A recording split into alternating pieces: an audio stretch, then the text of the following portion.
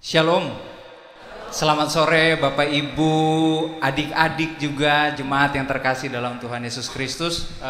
Banyak sekali kita yang datang malam hari ini ya. Ya, tidak seperti dugaan, ternyata cukup banyak orang yang hadir untuk kita sama-sama mengikuti kegiatan di bulan keluarga ini. Nah, Bapak Ibu jemaat, adik-adik sekalian, setelah kita mengikuti berbagai acara di dalam bulan keluarga di tahun ini, ada begitu banyak acara. Yang pertama adalah di minggu pertama, hari Sabtu, kita sudah ada seminar yang dibawakan oleh Pendeta Arlianus tentang passionate marriage. Lalu kemudian di minggu kedua kita ada seminar juga tentang sex education untuk anak-anak. Lalu di minggu lalu kita juga sudah bermain bersama. Dan saat ini di minggu keempat kita ada talk show, apa enaknya sebutnya ya, saling berbicara mungkin ya, saling berbicara tentang bagaimana kita membangun keluarga yang positif. Nah, apa itu? Bagaimana membangun keluarga yang positif itu sekiranya seperti apa sih? Dan apakah ada hubungannya dengan membangun diri kita yang positif juga di dalam kehidupan kita hari lepas hari? Nah, di tengah-tengah kita sudah hadir narasumber kita yang akan membagikan pengalaman serta pengetahuan mereka tentang tema kita di sore hari ini. Yang pertama saya akan memperkenalkan yang berada di tengah ya, yang berada di tengah dulu. Yang berada di tengah Bapak Charles Bonar Sirait atau yang akrabnya kita sebut Bang Charles. Saya kira Shalom. Saya kira kita semua tentu sudah tahu ya siapa Bang Charles ini. Dia adalah seorang public figure. Ada contekan cukup panjang ini tentang perkenalan beliau. Tapi sekiranya seperti ini, beliau dilahirkan 44 tahun yang lalu, betul Bang? Tanggal 19 Maret di Jakarta. Lalu beliau mengenyam pendidikan tinggi dan akhirnya mendapat gelar sarjana ekonomi dan magister manajemen. Lalu beliau menikah dengan istri tercintanya, Ibu Maria Luciana Manik, dan dikaruniai 2 orang anak, yaitu Christopher Matthew Sirait dan Gabriel Kavlin Sirait, betul? Lalu beliau mengawali karirnya sebagai seorang model dan juga sebagai seorang presenter, penyiar, dan juga beberapa kali mencoba sinetron ya Bang? Pernah mencoba bermain sinetron. Lalu dia juga sempat bekerja di beberapa perusahaan. Ada begitu banyak dan cukup panjang ini daftar di mana beliau pernah berkarya. Tapi sekarang beliau menjabat sebagai direktur di PT Saji Indonesia. Ya. Lalu saat ini beliau juga menjadi seorang pengajar komunikasi di IP Entertainment. Lalu juga di John Robert Powers, di Master in Communication, dan di tempat-tempat lain di mana beliau berkarya. Dan saat ini beliau juga sudah menjadi seorang penulis yang cukup andal. Ada beberapa karya tulisnya yang juga ada di antara kita dan dapat Bapak Ibu Saudara nikmati nanti. Ada 4 atau 5 Bang? Kurang lebih 5 karya beliau yang sudah dibukukan. Dan saat ini beliau sedang menulis buku terbarunya, yaitu tentang Public Speaking and Business, yang akan terbit sebentar lagi tanggal 1 November 2015. Jadi Bapak Ibu bisa menemukannya di toko-toko buku kesayangan Bapak Ibu. Beliau terdaftar sebagai jemaat di Huria Kristen Batak Protestan Sudirman. Ya, lokasinya di daerah Setiabudi. Di sanalah beliau bergereja.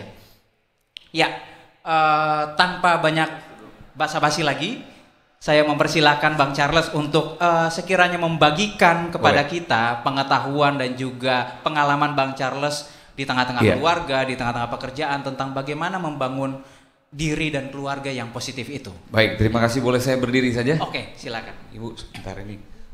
Mohon maaf, saya lewat depan. Silakan. Mohon maaf nih Bu Pendeta, nih saya lewat sebentar kabelnya karena PowerPoint-nya ada di sini. Shalom Bapak Ibu sekalian, selamat sore, Tuhan memberkati kita semua. Boleh berikan kemuliaan lagi, tepuk tangan yang paling meriah untuk Tuhan Yesus Kristus. Saya sambil berdiri dan jalan aja boleh Bapak Ibu ya. Jadi daripada di atas agak canggung nanti menerangkannya ataupun berbaginya. Sebetulnya saya pertama kali ingin mengucapkan terima kasih terlebih dahulu karena jauh-jauh Ibu Juli dan teman-teman waktu itu bertiga ya datang untuk mengundang saya, dan saya sangat apresiasi. Saya nggak kepikir juga saya kembali lagi ke daerah ini, karena sebetulnya karir di dunia pertelevisian saya tuh ada di deket-deket Jalan Hadiah, Jalan Hemat, Jalan Damai. Saya itu dibesarkan oleh stasiun televisi yang namanya Indosiar. Jadi kalau saya Sabtu itu jam 4 udah nggak bisa tenang aja tuh Om dan Tante. Waduh, takut terlambat nih, karena dulu ada acara televisi namanya Gebiar BCA. Terus saya udah harus berangkat dari rumah jam 4. Yang bikin macet itu depannya Citraland. Jadi takut aja kalau lewat situ, nyampe nggak nih. Acara itu mulai jam 7, jam 6 saya udah harus ada di sini. Cuma kan kita kumpul dulu, briefing dulu, ngobrol-ngobrol. Jadi jam 4 tuh udah harus berangkat ya dari rumah. Sekarang lihat macetnya udah tambah padat. Dulu cuma tahu istilah kalau kesini ada CL, sekarang ada lagi CP, ada lagi apa, ada TA dulu udah ada juga, gitu. Terus kalau ingat-ingat betul daerah ini, saya tuh pernah sekali waktu, pokoknya kalau stres itu kalau terlambat. Jadi pernah sekali waktu itu ketiduran atau saya bawa mobil tuh nggak konsen. Dulu kan kalau kita keluar dulu di depannya Central Park itu belum ada pintu keluar kan. Sekarang ada pintu keluar di depannya Central Park. Terus kita kalau mau masuk ke Central Park bisa lurus sedikit walaupun ada kelewatan, masuk dari Ukrida. Ukrida terus nanti belok kiri kan. Nah di Ukrida situ saya juga sering jalan sama teman-teman. Pokoknya kalau kesini itu cuman satu yang saya ingat. Selain ada gudangnya televisi, ada gudang makanan. Jadi kalau mau ciak gitu, kalau orang Chinese bilang udah pokoknya kesini aja, nggak bakal mati aja. Kalau di daerah sini semua makanan tuh ada, mulai dari yang berkaki 2 sampai yang berkaki lain-lain. Itu banyak banget di sini makanan dan enak-enak. Jadi waktu itu pernah sekali waktu naik mobil kelewatan, keluarnya itu dulu harus di Sleepy, bahkan di Sleepy di ada gedung apa lagi, Sleepy Plaza lah, Sleepy Jaya situ ya. Kelewatan, muter ke kirinya udah nggak dapet nih, kan nggak ada keluar lagi nih. Satu lagi apa tuh Bu Pendeta, keluarnya Angke kan? Udah mulai lihat jam 5, setengah 6, deg-degan. Gimana ya, nggak tahu jalan ke sini kan? Kalau nggak salah ke situ Angke, terus tuh ada rumah rumah duka. Wah, paling cepet cari apa? Ojek. Dulu belum ada Gojek. Bang Ojek anterin deh. Anterin pokoknya gimana caranya kembali ke Indosiar. Seingat saya itu kita harus lewat jalan ini. Pokoknya lewat-lewat sini deh, Jalan Hadiah gitu kan. Nah terus pernah juga dulu sepanjang saya masih umur 20-an, saya tuh jadi model sebuah t-shirt. Kami terus foto adanya di belakang. Jadi begitu lewat rel kereta api, bukan ke kanan nih, ke kiri. Jadi sebetulnya, nah yang ketiga, saya tuh berteman banget sama yang namanya Diani Tami. Nah, Diani Tami itu semua orang yang ada di sini pasti tahu Kafli Polri kan? Penerangan ya Bu ya. Pokoknya deket-deket sini deh. Gitu loh. Nah, jadi sebetulnya saya kayak ingat lagi sore, apalagi bener nih, ini Sabtu pilihnya waktunya, jamnya jam tepat-tepat bener. Habis ini saya pergi ke Indosiar aja deh walaupun nggak ada syuting. Saya ajak makan nasi campur aja tuh semua orang. Bapak Ibu yang dikasihi Tuhan, saya sebetulnya hanya ingin berbagi aja. Saya berpikir kalau saya harus menerangkan kayaknya nggak pantas juga, karena usia pernikahan saya masih di bawah 15 tahun. Tapi yang jelas saya merasa bahwa nggak gampang juga membina sebuah rumah tangga, apalagi ada cap dari masyarakat bahwa saya tuh masuk dalam dicap selebritis gitu. Kan orang pasti tahu, tinggal tunggu aja kalau selebritis, yang tinggal ditunggu adalah tanggal cerainya. Kapan Charles ini cerai sama istrinya? Apalagi waktu itu milihnya bukan artis. Kan punya kesempatan banyak tuh Om dan Tante. Karena kalau kita masuk televisi, tiap hari yang mau jadi calon mertua juga banyak. Mau makan ya? Nih ada bakmi nih enak. Ya kan? Pokoknya dulu banyak deh yang hampir saya panggil papa sama mama. Tapi nggak jadi, pilihannya cuma satu ini yang sekarang. Karena kan seneng ngobrol dan lain sebagainya. Terus saya juga ngelihat ternyata nggak ada ilmu yang pasti juga buat saya untuk milih, wah kalau keluarganya kayak gini pasti nanti bahagia, gini nggak bahagia gitu kan. Pacar yang dari hampir yang datang dari agamanya yang juga berbeda juga ada. Jadi saya juga waktu itu kira-kira, wah gimana nih ya kalau saya jadi sama yang keyakinannya berbeda, susah nggak nih ya? Saya diingatkan lagi sama yang seiman aja kita perlu juga, Tuhan tidak pernah menjanjikan bahwa dengan yang seiman aja kita bisa santai, kita harus kerja keras. Jadi saya akhirnya berpikir enggak, saya harus kawin atau menikah dengan yang seiman. Terus yang kedua, umur. Saya harus kejar nih, sebelum 28 lah kalau bisa saya menikah, dapat. Lalu orang tua kan berasal dari Tapanuli. Nah itu mulai lagi tuh egonya, ambil aja deh yang orang Batak. Waduh, terus saya pikir, udah papa mama Batak, tetangga Batak, istri Batak lagi, nggak ada perubahan nih. Saya nawar sama papa, boleh nggak?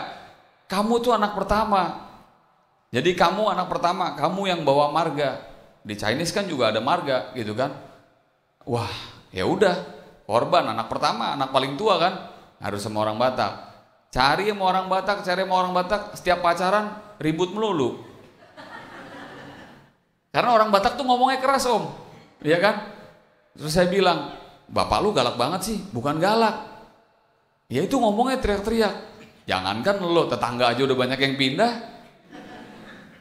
Jadi, waduh, ini berubah nggak ya? Ya udah, terus konsep keluarga di saya juga waktu itu saya nggak jelas. Ya udah jalanin aja. Jadi apa yang saya share ataupun saya bagikan kali ini buat kita semua, saya pikir itu merupakan kerinduan saya. Saya juga masih terus belajar. Bahkan saya juga salut lihat om dan tante yang sudah sampai umur seperti ini bisa mempertahankan rumah tangga. Papa mama juga bukan dua insan manusia yang sempurna. Karena di dalam rumah tangga papa mama saya juga lihat ada pertengkaran, lihat ada percintaan, lihat ada kasih sayang, lihat ada saling memaafkan. Tapi yang saya juga bisa pelajari adalah kadang-kadang ada juga marah-marah di antara dua orang tua. Udah tua saya bilang, Pak, Mama, apalagi yang dicari?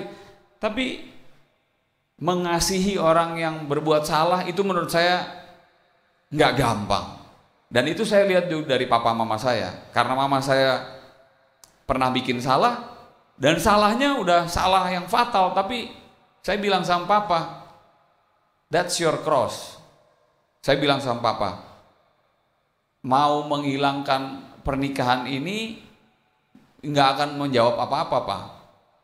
Yang papa harus bisa terima adalah memaafkan mama. Begitu juga dengan saya sampaikan ke mama saya. Kami sudah besar, anak-anak papa mama sudah besar, nggak ada kata cerai selain dipisahkan oleh kematian. Jadi kalau papa terima mama yang tidak sempurna atau mama terima papa yang tidak sempurna, itu salibnya papa dan itu salibnya mama. Itulah menurut saya sebagai anak yang harus papa dan mama tanggung di depan Tuhan, di depan waktu di mimbar berjanji di depan pendeta. Itu bukan cuma senangnya aja, susahnya juga. Baru saya ngerti sekarang bahwa ternyata menikah itu bukan hanya untuk bahagia, fun atau enjoy, tapi juga harus siap untuk hal-hal yang seperti itu. Itu yang saya pahami.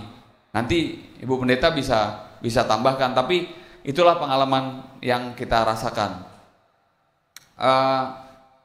Saya melihat ada beberapa latar belakang yang membuat saya tertarik untuk membahas hal ini sore hari ini. Pertama adalah maksud dan tujuan saya membuat presentasi ini agar menurut saya tumbuh keluarga-keluarga Kristen yang positif dan kuat di tengah bangsa kita. Lalu semakin banyak jumlah keluarga Kristen yang positif dan kuat, karena akan semakin kuat juga keberadaan gereja. Karena pilarnya gereja itu menurut saya adalah keluarga. Jadi di mana ada keluarga Kristen yang patah ataupun bercerai ataupun berpisah, maka itu sadar atau tidak sadar tiangnya gereja itu sedang copot satu. Dan makin banyak orang Kristen yang cerai, makin akan rapuh sebuah gereja Kristen kalau menurut saya. Dan kita jangan senang karena dari angka-angka perceraian yang tinggi juga di Indonesia, itu bukan hanya teman-teman kita yang beragama lain, di kita juga tinggi loh, Ibu Pendeta. Jadi ya karena nggak kelihatan aja. Kalau pemberkatan nikah kan Bapak Ibu dapat undangannya, tapi perceraian kan nggak pernah dapat undangannya. Tapi kalau perceraian saja ada undangannya, pasti juga banyak diundang. Tapi buat apa lagi diundang, orang udah musuhan gitu kan, pasti juga nggak akan ada yang mau datang. Oke. Ini adalah masalah-masalah yang sering dihadapi oleh keluarga Kristen. Menurut saya dari beberapa penelitian yang saya lihat, itu keluarga Kristen itu tidak unggul dalam berkomunikasi dengan anggota keluarga yang semakin bertumbuh dewasa. Contohnya kayak saya nih, saya dulu jago banget saya waktu berkomunikasi dengan anak saya. Tapi begitu dia udah besar, saya nggak jago. Karena apa? Anak saya udah bisa ngelawan saya.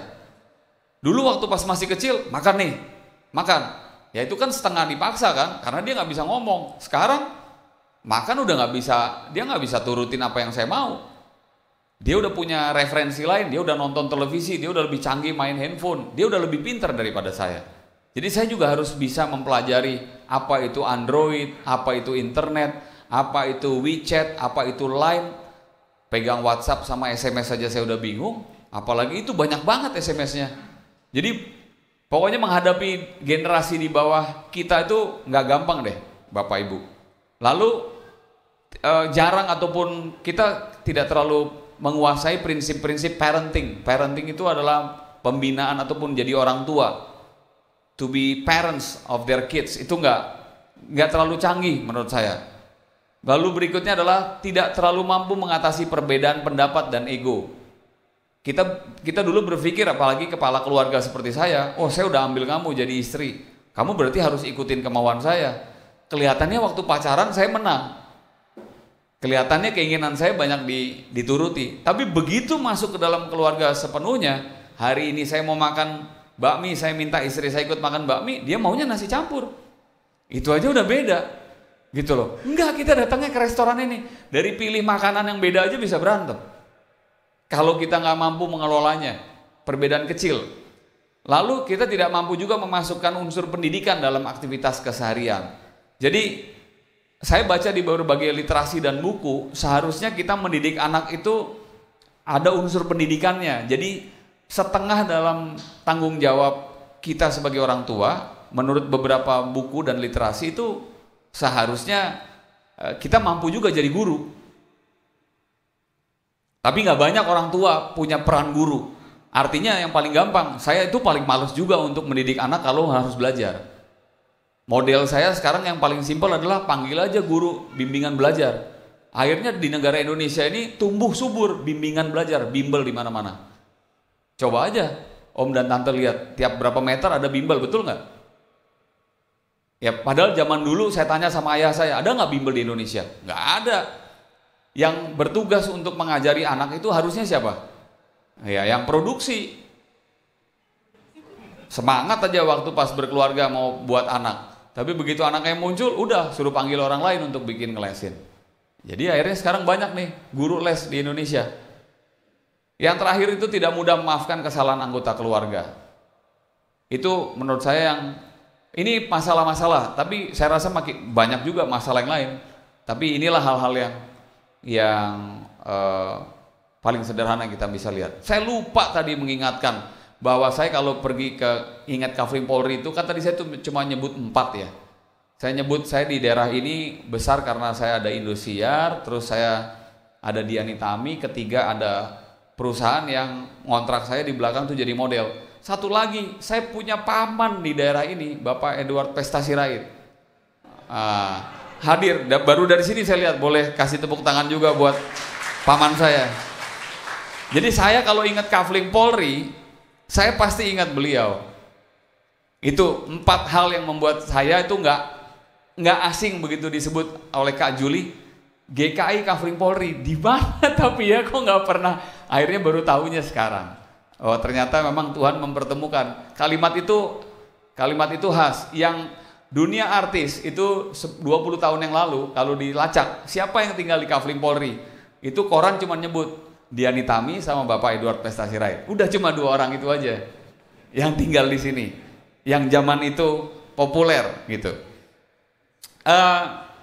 Apa sih jawaban atas masalah keluarga Kristen? Apa jawabannya? Nah, ini kemarin saya ngobrol-ngobrol sama Ibu Juli, terus Ibu Juli sampaikan, ini kita yang mau topiknya dibahas nanti sama Charles kurang lebih. Menurut saya dan beberapa teman saya yang sampai hari ini sudah berkeluarga cukup lama, atau juga yang cerai, yang berpisah, itu begitu saya tanya, lu ngerti gak sih sebetulnya apa masalah ataupun pengertian keluarga? Definisi dari keluarga? Ya semua hanya menjawab keluarga itu ya kita disuruh aja ngikutin papa mama, karena dia kawin makanya kita kawin. Jadi banyak juga orang nggak ngerti keluarga itu apa. Apa sekedar nikah, apa sekedar memiliki anak, sekedar memiliki keturunan. Nggak banyak yang tahu. Ya kepaksa aja, atau ada yang saya dijodohin. Ya terus gimana? Udah baru sadarnya udah punya anak 2, udah terlambat. Jadi nggak ngerti gitu loh definisi keluarga, bahwa harus mengalah karena dari dulu memang superior. Pokoknya saya harus menang. Begitu menikah semuanya pasti berubah. Setelah hari pertama pesta pernikahan udah kelihatan semua. Yang saya kelihatan jeleknya, yang istri kelihatan jeleknya. Bisa terima nggak? Kadang-kadang nggak bisa terima. Masih dibawa yang lamanya, ego sektoralnya, ego keluarganya. Yang kedua, selalu menumbuhkan sikap positif dalam diri dan perbuatan. Ya saya pikir walaupun gampang nulisnya, tapi saya rasa saya juga nggak terlalu hebat untuk menunjukkan sikap positif. Karena walaupun saya Kristen, ya tetap aja setiap hari saya juga kadang-kadang sebagai manusia, apalagi di Jakarta yang seperti ini, ketemu sama orang yang agak setengah gila aja, ya ikut gila juga kita. Di jalan aja contohnya tante sama om lihat, banyak gak tuh kasus ngelihat motor, yang simple deh, kita naik mobil, ada yang naik motor, rasanya udah klekson tuh udah. Tapi ya harus sabar, harus positif, kalau nggak kepancing. Yang ketiga, selalu menjaga sikap saling menghargai. Nah saya pikir ketika kita berada di sebuah rumah tangga, apalagi kita terus membandingkan, saya S2, kamu S1, saya lulus sekolah tinggi, kamu cuma SMA, bapak saya anggota DPR, bapak kamu orang biasa aja. Nah itu nggak bakal ketemu deh. Begitu udah mulai banding-bandingin tuh nggak bakal ketemu. Nah dari situ juga akarnya untuk mulai bisa saling nggak menghargai. Saya lebih ngetop daripada kamu, saya lebih banyak bawa uang ke rumah ini daripada kamu. Ini tanah saya, ini tanahnya keluarga saya. Nah, itu senjata yang kadang-kadang lebih gampang dipakai pada saat kita berkelahi dengan istri kita. Udah ke belakangnya rusak semua. Mau dia orang pinter kayak apapun, kalau udah mulainya itu udah nggak ada damai itu. Nggak pernah ada rasa saling menghargai. Apalagi saya pria, kamu wanita. Saya pria, kamu yang ngurus rumah tangga, kamu di belakang. Istri zaman sekarang tante udah S1, S2 semua dari luar negeri. Udah sama pinternya sama laki-laki, nggak ada lagi, udah equal semuanya. Zaman dulu kita masih lihat ada cerita-cerita novel. Oh kalau istri yang baik itu suaminya pulang ke rumah sore ada teh dong. Itu masih ada tuh. Orang zaman dulu ngasih tahu ke saya gitu. Cerita-cerita Jawa, seorang suami yang pulang harusnya kamu membukakan pintu, dipijetin dong pundaknya, terus bikinin teh dong, cium dong gitu. Sekarang boro-boro kadang-kadang saya ketemu istri saya, mah kenapa kok kusut gitu? Ada urusan di kantor, kamu nggak tahu ya? Wah ini kemarin, terus lama-lama duduk dulu. Kayaknya tadi saya nanya kamu baik-baik deh, kok saya malah kena semprot.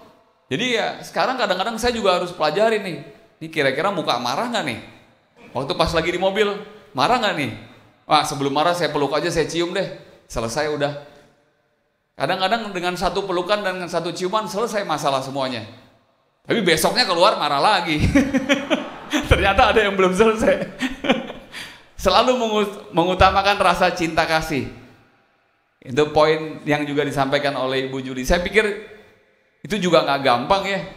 Salah satu contoh yang tidak mudah adalah bagaimana kita bisa mencintai orang yang sudah kita anggap sebagai musuh. Saya sudah menjalani rumah tangga walaupun belum 15 tahun, ya sudah pernah ada bahagianya, sudah pernah ada berantemnya, sudah pernah sama-sama emosi. Tapi ya makin kesini kita saya rasa makin harus bijaksana, makin harus memberikan contoh, karena itu pertengkaran yang terlalu sering nggak akan bagus untuk bisa melihat ada kualitas dan pertumbuhan anak di sana. Ketika saya hanya lihat ini pasti saya akan menang besar kalau saya bertengkar dan saya tegur istri saya, tapi di situ ada anak saya akhirnya kadang-kadang berpikir enggak, saya nggak harus berbuat itu lagi.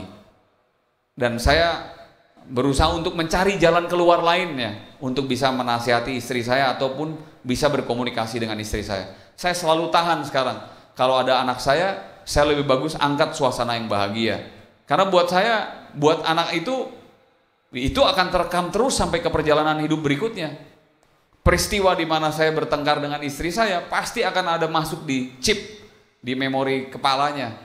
Dan sangat ada potensi kemungkinan dia mengulangi sikap saya. Kalau dia tidak dewasa. Anak sekecil itu sudah dipertontonkan di televisi dan lain sebagainya. Nanti kita bisa lihat gambar-gambarnya. Ini adalah contoh yang saya rasa banyak kita lihat di rumah tangga, bukan hanya orang Indonesia ya, di keluarga Kristen.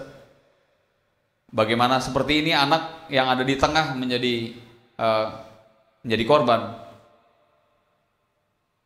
Ini juga ada. Bapak Ibu bisa lihat anak yang akhirnya sebetulnya nggak membela satu sama lain, tapi ya udah nggak mau tahu aja sebetulnya. Ngapain sih kita harus melihat orang berantem? Saya rasa hal seperti ini juga mungkin pernah ya Om dan Tante lakukan, mendidik anak. Hari ini makin diginiin anak, makin kabur. Mereka harus dipeluk aja kadang-kadang nggak mau, apalagi Bapak Ibu marahin.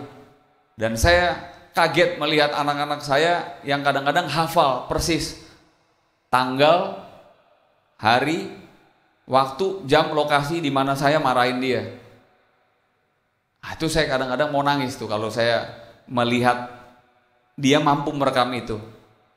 Jadi ya saya rasa kita harus makin hati-hati mengeluarkan segala macam kata yang keluar dari mulut kita, karena lewat satu perkataan aja kita bisa melumpuhkan orang. Nggak harus dengan belati, nggak harus dengan senjata. Tapi mulut itu kadang-kadang lebih parah daripada even sebuah belati. Itu bisa menyayat-nyayat hati dan hidup seseorang. Ini gambaran-gambaran yang juga kita pahami. Anak kecil itu stresnya udah bisa lebih stres dari seorang direktur utama. Seorang ibu sudah mulai kesulitan untuk mulai bisa berkomunikasi dengan anaknya yang beranjak dewasa. Bagaimana cara berkomunikasi dengan seorang anak yang sudah mulai punya pacar, sudah mulai punya keinginan dan gaya hidup yang lain. Tapi saya pikir keluarga ataupun potret gambar keluarga Kristen itu seharusnya seperti ini. Potret keluarga Kristen itu harusnya ada kebahagiaan, dan tanpa difoto harus ditempel di dinding, harusnya tiap hari kita seperti ini. Karena Tuhan menjanjikan keselamatan buat kita, dan Tuhan menyayangi kita, dan Tuhan Yesus mengajarkan kalau kita setia terhadap perintah Tuhan Yesus, maka kebahagiaan itu akan diberikan. Keluarga yang bahagia, saya yakin akan membangun gereja yang kuat. Happy family will build strong church. Jadi di mana ada banyak keluarga yang bahagia, saya yakin di situ ada gereja yang kuat. Dan saya berharap GKI Kafling Polri Jakarta Barat ini menjadi gereja yang kuat, karena hampir semua jemaatnya, 100% jemaatnya itu adalah keluarga yang bahagia. Bahagia bukan berarti harus setiap hari ketawa, tetapi bahagia dalam pengertian bisa menjalankan prinsip-prinsip yang tadi di depan, saling mengasihi, bisa berkomunikasi dengan baik, bisa saling memaafkan, bisa mengajarkan apa itu cinta kasih, dan lain-lain. Di tangan Tuhan, saya berharap keluarga saya itu ada di dalam lipatan tangan Tuhan. Dan saya juga berharap Bapak Ibu semua dan keluarga kita ada di dalam lindungan tangan Tuhan Yesus. Ini adalah hal-hal yang saya pahami dari beberapa buku psikologi, bisa meningkatkan kualitas kebahagiaan dan kualitas keharmonisan di keluarga. Pertama, saya harus bangun kesempatan buat semua anggota keluarga saya untuk berkomunikasi. Dan itu umumnya hanya terjadi kualitas tertinggi di meja makan atau di tempat tidur.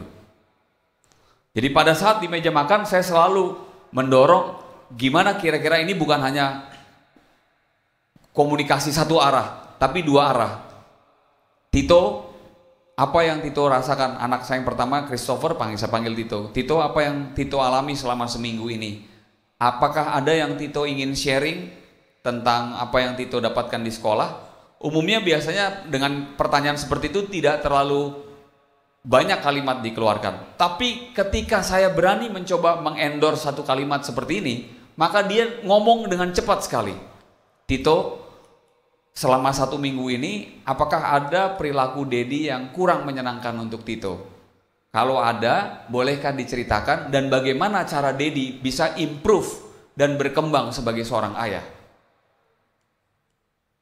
Sebuah kalimat yang efektif itu akan mendatangkan begitu banyak jawaban yang positif. Dan biasanya di kami orang Batak susah begitu Bapak Ibu, karena itu kalimat mengaku bersalah. Nggak ada orang tua Batak terutama yang pria itu mau ngaku salah di depan anaknya. Tapi oleh istri saya diajarkan untuk mulai bisa terbuka dan mengundang anak untuk bisa mengkritik saya. Dan dari situ saya dibacain, Dedi kurangnya ini, kurangnya ini, kurangnya ini. Dan saya harus bisa terima itu. Dulu saya nggak bisa terima itu. Tapi sekarang saya bilang, terima kasih nak, saya akui itu kesalahan saya, doakan Dedi bisa improve lagi kemampuan Dedi. Itu hal yang terjadi dan saya memberikan ruang kepada anak-anak untuk bicara. Bahkan anak saya yang kedua bilang, sudah Dad, kalau di rumah Dedi kurangin aja bicaranya. Karena di televisi udah ngomong, masa di rumah ngomong lagi? Kapan kita ngomongnya Dad? Kata dia. Iya, saya kadang-kadang, itulah anak, itu kan cuma pendek ya Bapak Ibu, tapi saya terasa ditampar. Benar juga, ya udah di rumah ya diem aja. Dia bilang, sebelum kami lahir aja Dedi udah ngomong. Dapat duit juga ngomong. Emang nggak bisa diem, nggak ngomong lagi. Wah, udah saya sakit. Itu udah kayak ditampar bolak-balik. Nggak usah kasih pipi kiri, udah saya kasih semua deh pipinya. Tampar pipi kiri, tampar pipi kanan. Gambar. Nah, saya pikir suasana yang ada di rumah sering sekali itu saya bawa kayak di kantor, formal. Padahal anak-anak itu lebih suka informal. Jadi kadang-kadang anak-anak juga manggil suasananya lebih santai lah kalau di rumah. Saya sering sekali pada saat di rumah tuh saya bikin kayak di kantor. Mereka bilang, ini rumah atau kantor sih? Kok saya pulang ke rumah kayak ke rumah, formal banget. Saya sering kebawa suasana di kantor. Saya perlakukan anak saya kayak anak buah saya di kantor. Dia bilang, Dad, we are not your staff, we are not your mate, and you are not my boss. Bayangin Bapak Ibu, anak kecil udah ngomong begitu. Kamu itu bukan bos saya, dan ini rumah bukan kantor. Jadi jangan perlakukan saya seperti babu, dalam tanda kata kasarnya seperti itu. Saya terpukul dengan hal seperti itu. Nggak pernah, kalau diskusi di rumah, ya suasana bahagia seperti ini ketawa. Kadang-kadang kalau kita hanya berpikir ego kita sulit untuk membuat suasana seperti ini. Tapi syaraf-syaraf endorfin kita semuanya lebih terdorong kalau kita mau untuk mulai bisa membuat suasana bahagia. Contoh yang paling gampang, saya harus menghafal 1-2 cerita lucu supaya mereka ketawa. Udah saya ngarang-ngarang cerita lucu, saya bilang gini, nah kita ngumpul dulu semuanya. Ini ada cerita lucu nih. Kalau kalian ketawa, nanti Dedi bayar deh. Karena setiap saya ngelawak, kebanyakan gak lucu. Udah saya ceritanya. Udah 3 cerita lucu saya ceritain. Jadi gimana nak semuanya, lucu gak? Enggak Dad. Jadi saya udah nyetok cerita lucu, ternyata saya gak lucu. Bapak Ibu, tolong kalau Bapak Ibu juga punya cerita lucu, sharing aja ke anak dan istri dan keluarga. Kalau mereka tertawa, itu Bapak Ibu sudah memenangkan 1 pertandingan untuk bisa melunakkan hati orang dan memimpin keluarga. 1 cerita lucu di 1 minggu, menurut saya perlu kita pelajari bagaimana caranya membuat orang lain tertawa.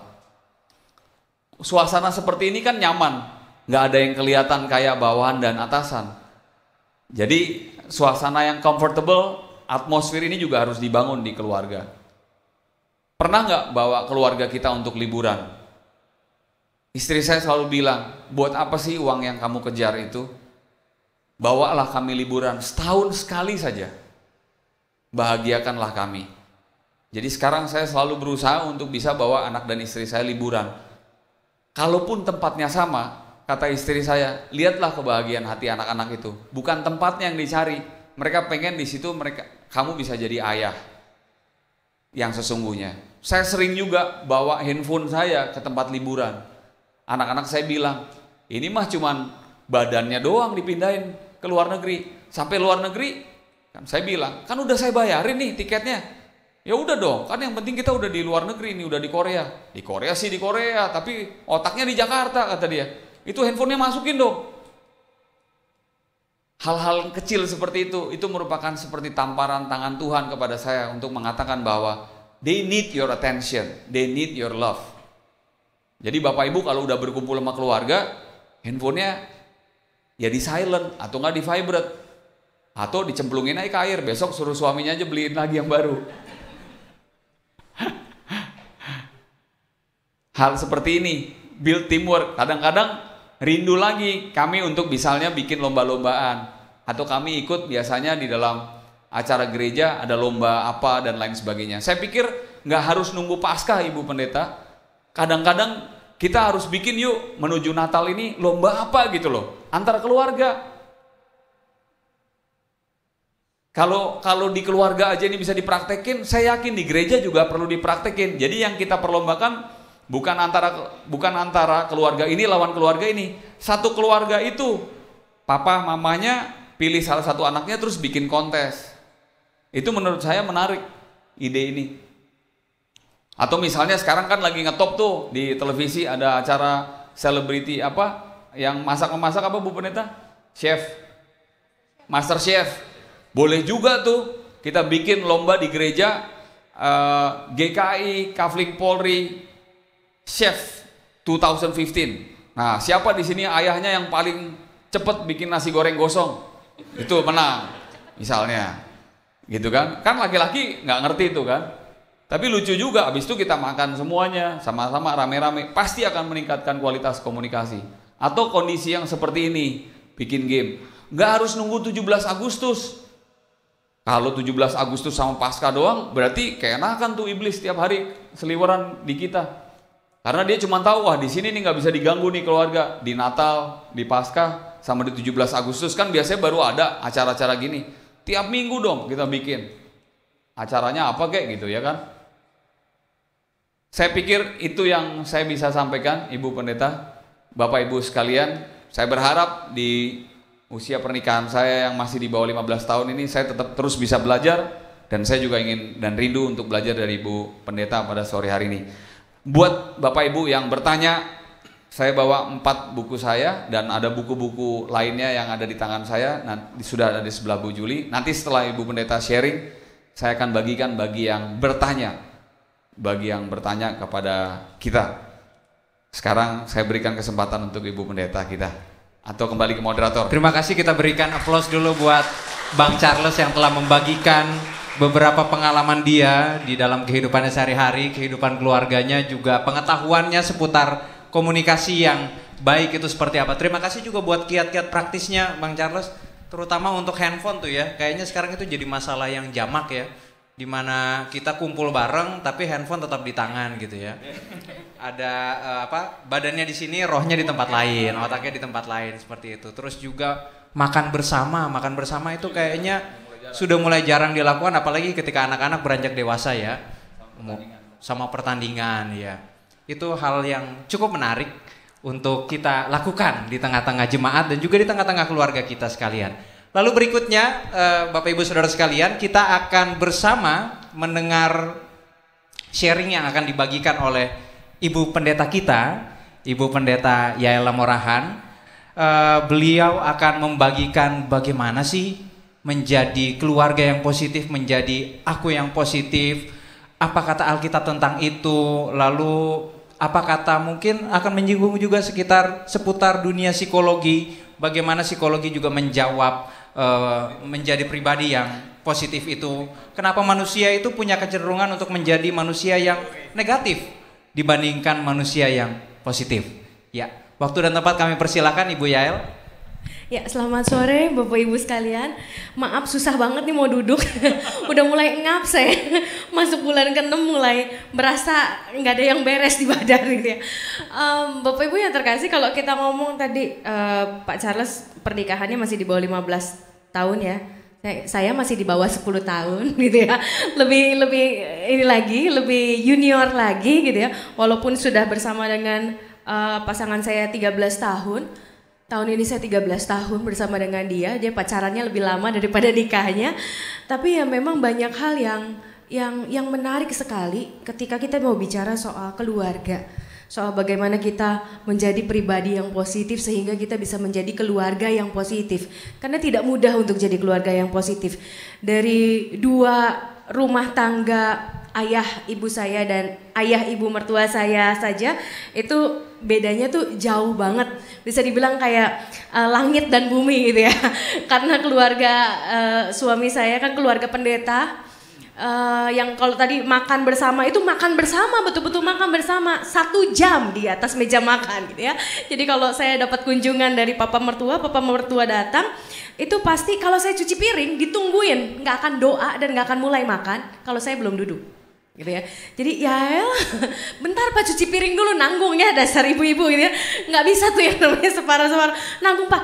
El nggak bakal berdoa nih kalau lu belum duduk gitu kata suami saya. Jadi saya duduk dulu, ntar kalau udah duduk terus saya cuci piring lagi lanjutin gitu ya. Itu makannya akan lebih lama gitu ya.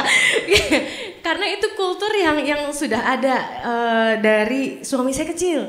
Sedangkan di keluarga saya sendiri beda. Keluarga saya sendiri satu makan jam berapa, satu makan di mana, itu terpencar. Jadi saya nggak terbiasa dengan yang duduk bersama ngobrol, dari ngobrolin teologi sampai ngobrolin psikologi sampai buku filsafat semua bisa diomongin di situ. Dan itu berbeda, dan saya melihat 2 keluarga yang sangat berbeda, dua cara pandang tentang keluarga juga yang sangat berbeda. Jadi kalau bicara soal keluarga memang kompleks sekali karena tiap keluarga punya ciri khas ya. Pasti punya keunikan sendiri, punya masalah sendiri, dan setiap pribadi di dalamnya juga punya keunikan sendiri yang nggak bisa disamakan. Kok keluarga lu bisa begitu sih gitu ya? Kok keluarga kamu bisa begitu, keluarga gua enggak gitu ya? Itu nggak bisa disamakan karena tantangannya beda setiap anggota keluarga.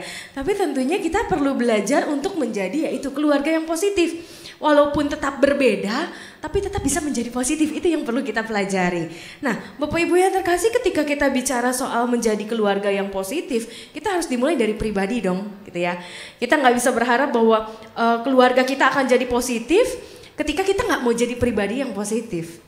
Jadi semuanya tuh segala sesuatu harus dimulai dari pribadi, mulai dari aku sendiri. Ya, nggak bisa kita mengharapkan, oh papa saya dong harus positif supaya saya positif. Kan papa duluan lahir gitu ya. Anak-anak sekarang kan kritisnya luar biasa. Itu umur berapa Pak tadi ngomong begitu ya? Anak Bapak tadi 15, 17 dan 15 itu ngomong bahwa you're not my boss. Itu umur berapa waktu itu? Setahun yang lalu, jadi 16, ya anak 16 tahun ya udah begitu ya.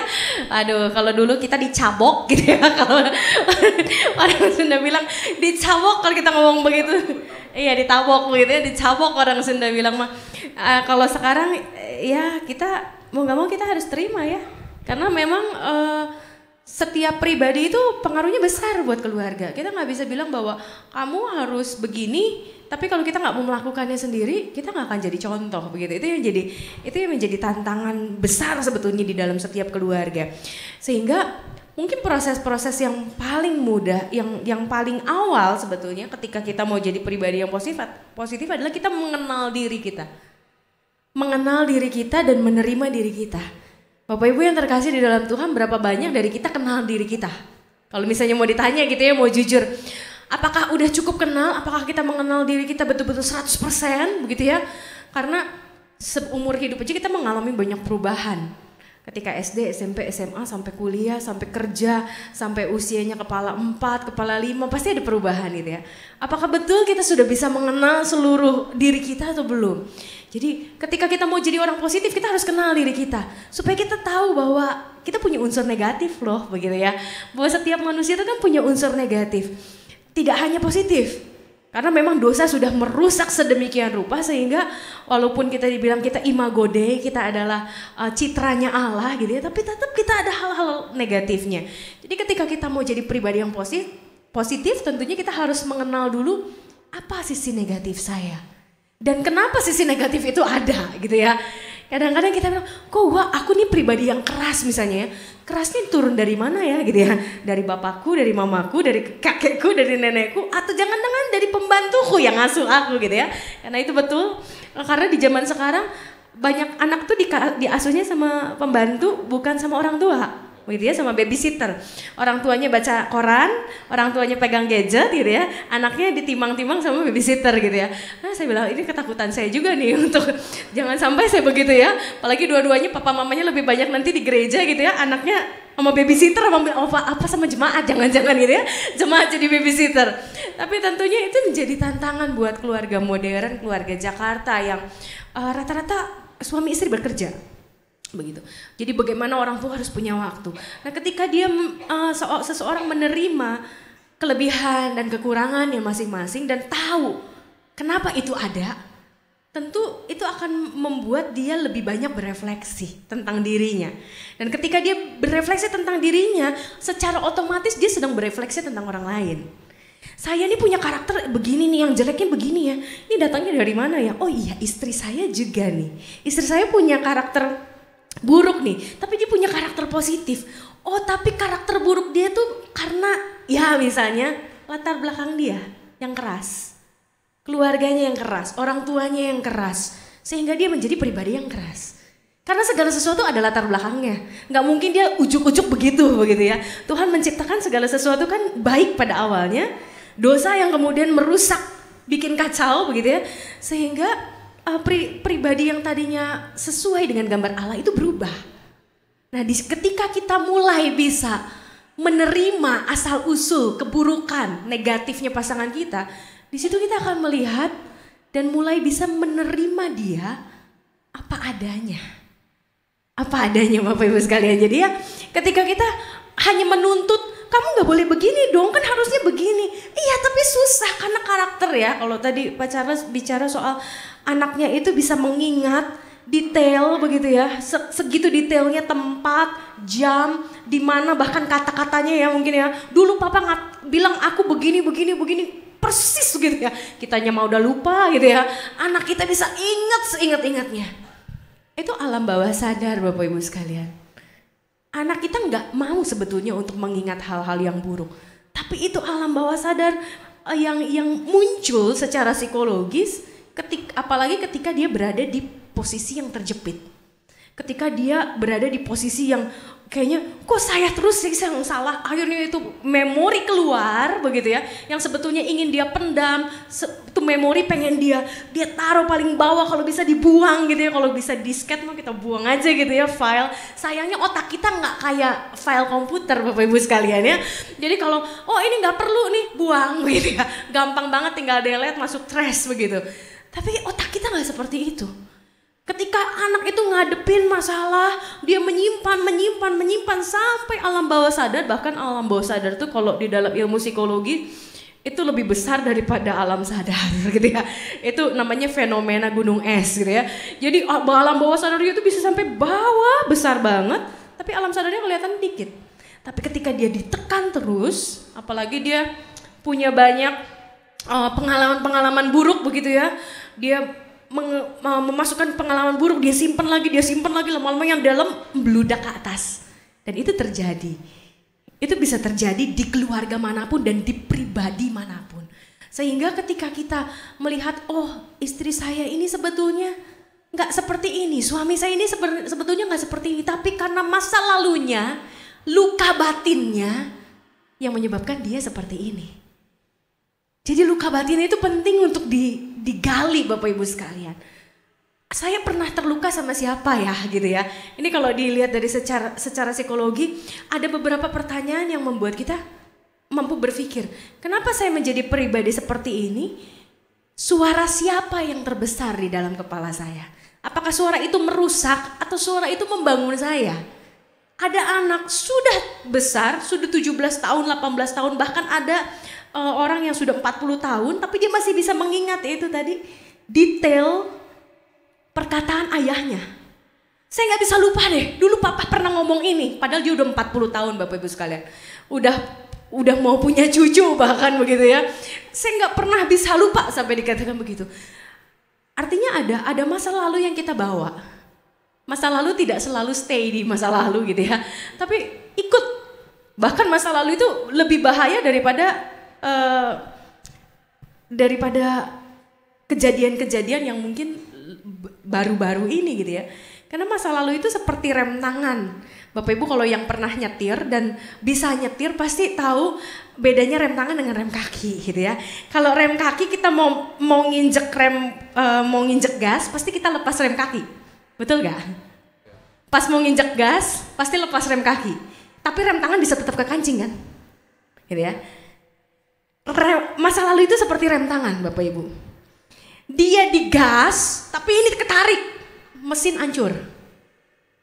Tapi kalau rem kaki itu ya kita butuh rem untuk nggak ngomong sembarangan sama suami, nggak ngomong sembarangan sama istri, sama anak, sama orang tua. Kita butuh rem dan rem itu penting. Tapi rem tangan seringkali berbahaya dan masa lalu itu rem tangan kita. Tapi ketika kita tahu, oh istri saya itu begini karena titik. Oh suami saya ini begini karena titik. Anak saya begini karena dulu saya begitu, gitu ya. Anak saya begitu karena dulu saya begini. Dan kita menemukan bahwa tidak ada yang namanya orang tuh dijadikan blek. Udah memang negatifnya begitu, lu mah nggak bisa berubah, enggak gitu ya. Manusia itu kan selalu berubah Bapak Ibu sekalian. Tapi pasti ada alasan kenapa manusia melakukan A atau melakukan B. Pasti ada alasan. Karena itulah keunikan manusia. Manusia itu dibentuk oleh sesamanya, tapi juga dibentuk oleh lingkungan terdekatnya, juga dibentuk oleh masyarakat yang besar, juga dibentuk oleh masa lalu, pengalaman-pengalaman baik itu yang menyakitkan maupun yang menyenangkan. Jadi menerima diri itu penting. Kalau kita nggak bisa menerima diri, kita akan tuntut orang lain. Kalau kita menerima diri, oh saya punya kelemahan, saya punya kekurangan, saya punya masa lalu yang membuat saya seperti sekarang ini. Kalau kita nggak bisa menerima itu, kita akan selalu menuntut orang lain, kamu harus begini, kamu harus begitu, begini, begitu. Karena kita pun nggak akan bisa menerima keberadaan orang lain dan masa lalu orang lain itu. Dan kalau saya percakapan pernikahan, pasti saya bicarain soal masa lalu. Kalau percakapan pernikahan kita ada 3 kali paling enggak minimal. Jadi kalau Bapak Ibu sekalian nanti enggak ya, jangan menikah lagi maksudnya gitu ya. Kalau ada yang mau menikah itu biasanya percakapan dengan saya itu 3 kali. Percakapan yang pertama itu tentang pernikahan secara teologis. Yang kedua kita akan bahas dan buka masa lalu sedalam-dalamnya. Karena gimana pun masa lalu mempengaruhi kita masa kini. Nggak akan ada masa kini kalau tanpa masa lalu gitu ya. Baru nanti yang ketiga adalah soal laki-laki dan perempuan secara seksualitas dan lain sebagainya. Dan hal-hal yang dianggap perlu begitu ya. Tapi ada satu pertemuan dan pertemuan itu bisa sampai 3 jam, 4 jam gitu ya. Kalau kita bisa menggali masa lalu, ternyata masa lalu banyak sekali. Banyak sekali efeknya buat masa kini dan masa depan. Gitu ya. Jadi Bapak Ibu sekalian menerima diri itu membuat kita menjadi pribadi yang lebih positif. Kalau kita menerima, saya punya masa lalu buruk. Orang tua saya memang dulu keras, tapi saya tahu bahwa itu tidak baik. Saya bisa berubah. Tapi kalau dia nggak bisa terima masa lalu, dia akan balas dendam ke anaknya. Dan tadi Pak Charles juga ngomong begitu kan. Suatu saat saya takut anak saya melakukan hal yang sama pada anaknya. Karena itu normal. Normal manusia begitu. Dia diperlakukan, dia dijahatin, dia akan ngejahatin orang lain. Tapi kalau dia dibaikin, maka dia akan baikin orang lain. Dia nggak pernah tahu apa namanya kasih, maka dia tidak akan pernah bisa mengasihi orang lain. Kecuali dia mengalami perjumpaan dengan Tuhan ya. Karena bagaimanapun Tuhan itu bisa mengubah pribadi orang 100% begitu ya. 180 derajat dengan sekejap gitu. Itu Tuhan. Tapi kan dalam kehidupan kita yang normalnya gitu ya. Nggak ada tuh perubahan dalam sekejap. Proses panjang gitu ya. Untuk mengetahui bahwa oh ini salah dan ini benar begitu ya. Jadi Bapak Ibu sekalian, ketika kita mulai bisa menerima masa lalu kita, ya saya dulu dikasarin, saya dulu dikerasin, saya dulu sering dipukulin, saya dulu sering dimaki misalnya ya sama orang tua, saya dulu sering berantem dengan kakak adik saya. Tapi saya tahu mereka begitu karena mereka tidak tahu tadi ilmu parenting. Ya benar gitu ya. Mereka tidak tahu ilmu parenting. Mereka tidak tahu bagaimana sebetulnya seharusnya begitu. Karena ilmu psikologi dulu dengan sekarang beda. Sekarang berkembang begitu pesat. Bahkan dikatakan kalau dulu anak baru lahir mah belum ingat apa-apa. Ilmu sekarang enggak. Anak dalam kandungan 3 bulan dia sudah bisa mengingat. 3 bulan dalam kandungan sudah bisa mengingat. Jadi dari sejak saya hamil 3 bulan semua direm Bapak Ibu sekalian gitu ya. Dari hati, dari mulut direm, coba direm gitu ya. Mau kesel kalau dulu plar gitu kalau kesel ya. Ngelihat suami gitu ya misalnya apa gitu. Kesel tuh langsung plar papa gitu ya. Sekarang tahan Bapak Ibu. Susahnya minta ampun gitu ya. Tapi karena memang anak di dalam kandungan pun sudah bisa mengingat. Itu luar biasanya otak manusia. Di bawah 3 bulan bahkan beberapa ahli psikologi, ahli pendidikan anak itu di bawah 3 bulan dalam kandungan, bukan udah lahir ya, itu mereka sudah bisa mengingat, sudah bisa merasakan emosi-emosi yang dialami oleh sang ibu. Jadi Bapak Ibu terkasih, karena dulu ilmu psikologi tidak seperti sekarang, ya normal aja mereka memperlakukan kita seperti itu, normal saja gitu kan. Ya, karena ilmunya memang gak ada, tapi kalau sekarang kita udah tahu, tapi kita gak mau melakukannya namanya bodoh gitu kan ya. Kalau kita udah tahu yang benar, tapi kita gak mau melakukannya karena ego kita tuh tadi gitu ya, itu namanya bodoh gitu ya, mengulang kesalahan yang sama. Tapi karena ilmunya sekarang sudah bertambah baik, bertambah canggih begitu ya, dan kita tahu bahwa itu buruk, bahwa itu tidak baik, maka kita mencoba untuk mengubah diri. Dan tentu yaitu proses. Menerima diri bahwa saya harus berdamai dengan masa lalu saya. Dari berdamai baru bisa memaafkan Bapak Ibu sekalian. Tadi katanya memaafkan tuh hal yang paling sulit kan? Ya, sulit banget. Makanya harus pakai kasih. Kasih itu cuma 5 huruf Bapak Ibu ya. KASIH gitu ya. Gampang ngomongnya, gampang banget gitu ya. Aku cinta kamu, aku mengasihi kamu, gampang banget. Apalagi kalau lagi pacaran gitu kan ya. Begitu nikah langsung berubah Pak. Langsung berubah gitu ya. Sampai sekarang masih suka ngomong I love you gak sama istri kalau boleh tahu? Dibandingkan dulu lebih sering dulu. Oh lebih sering dulu. Oke. Ketahuan ya Bapak Ibu sekalian. Tapi seharusnya pernikahan yang sejati, pernikahan di dalam Tuhan yang sejati, bertambahnya usia pernikahan, bertambahnya juga cinta kasih. Itu yang sulit Bapak Ibu.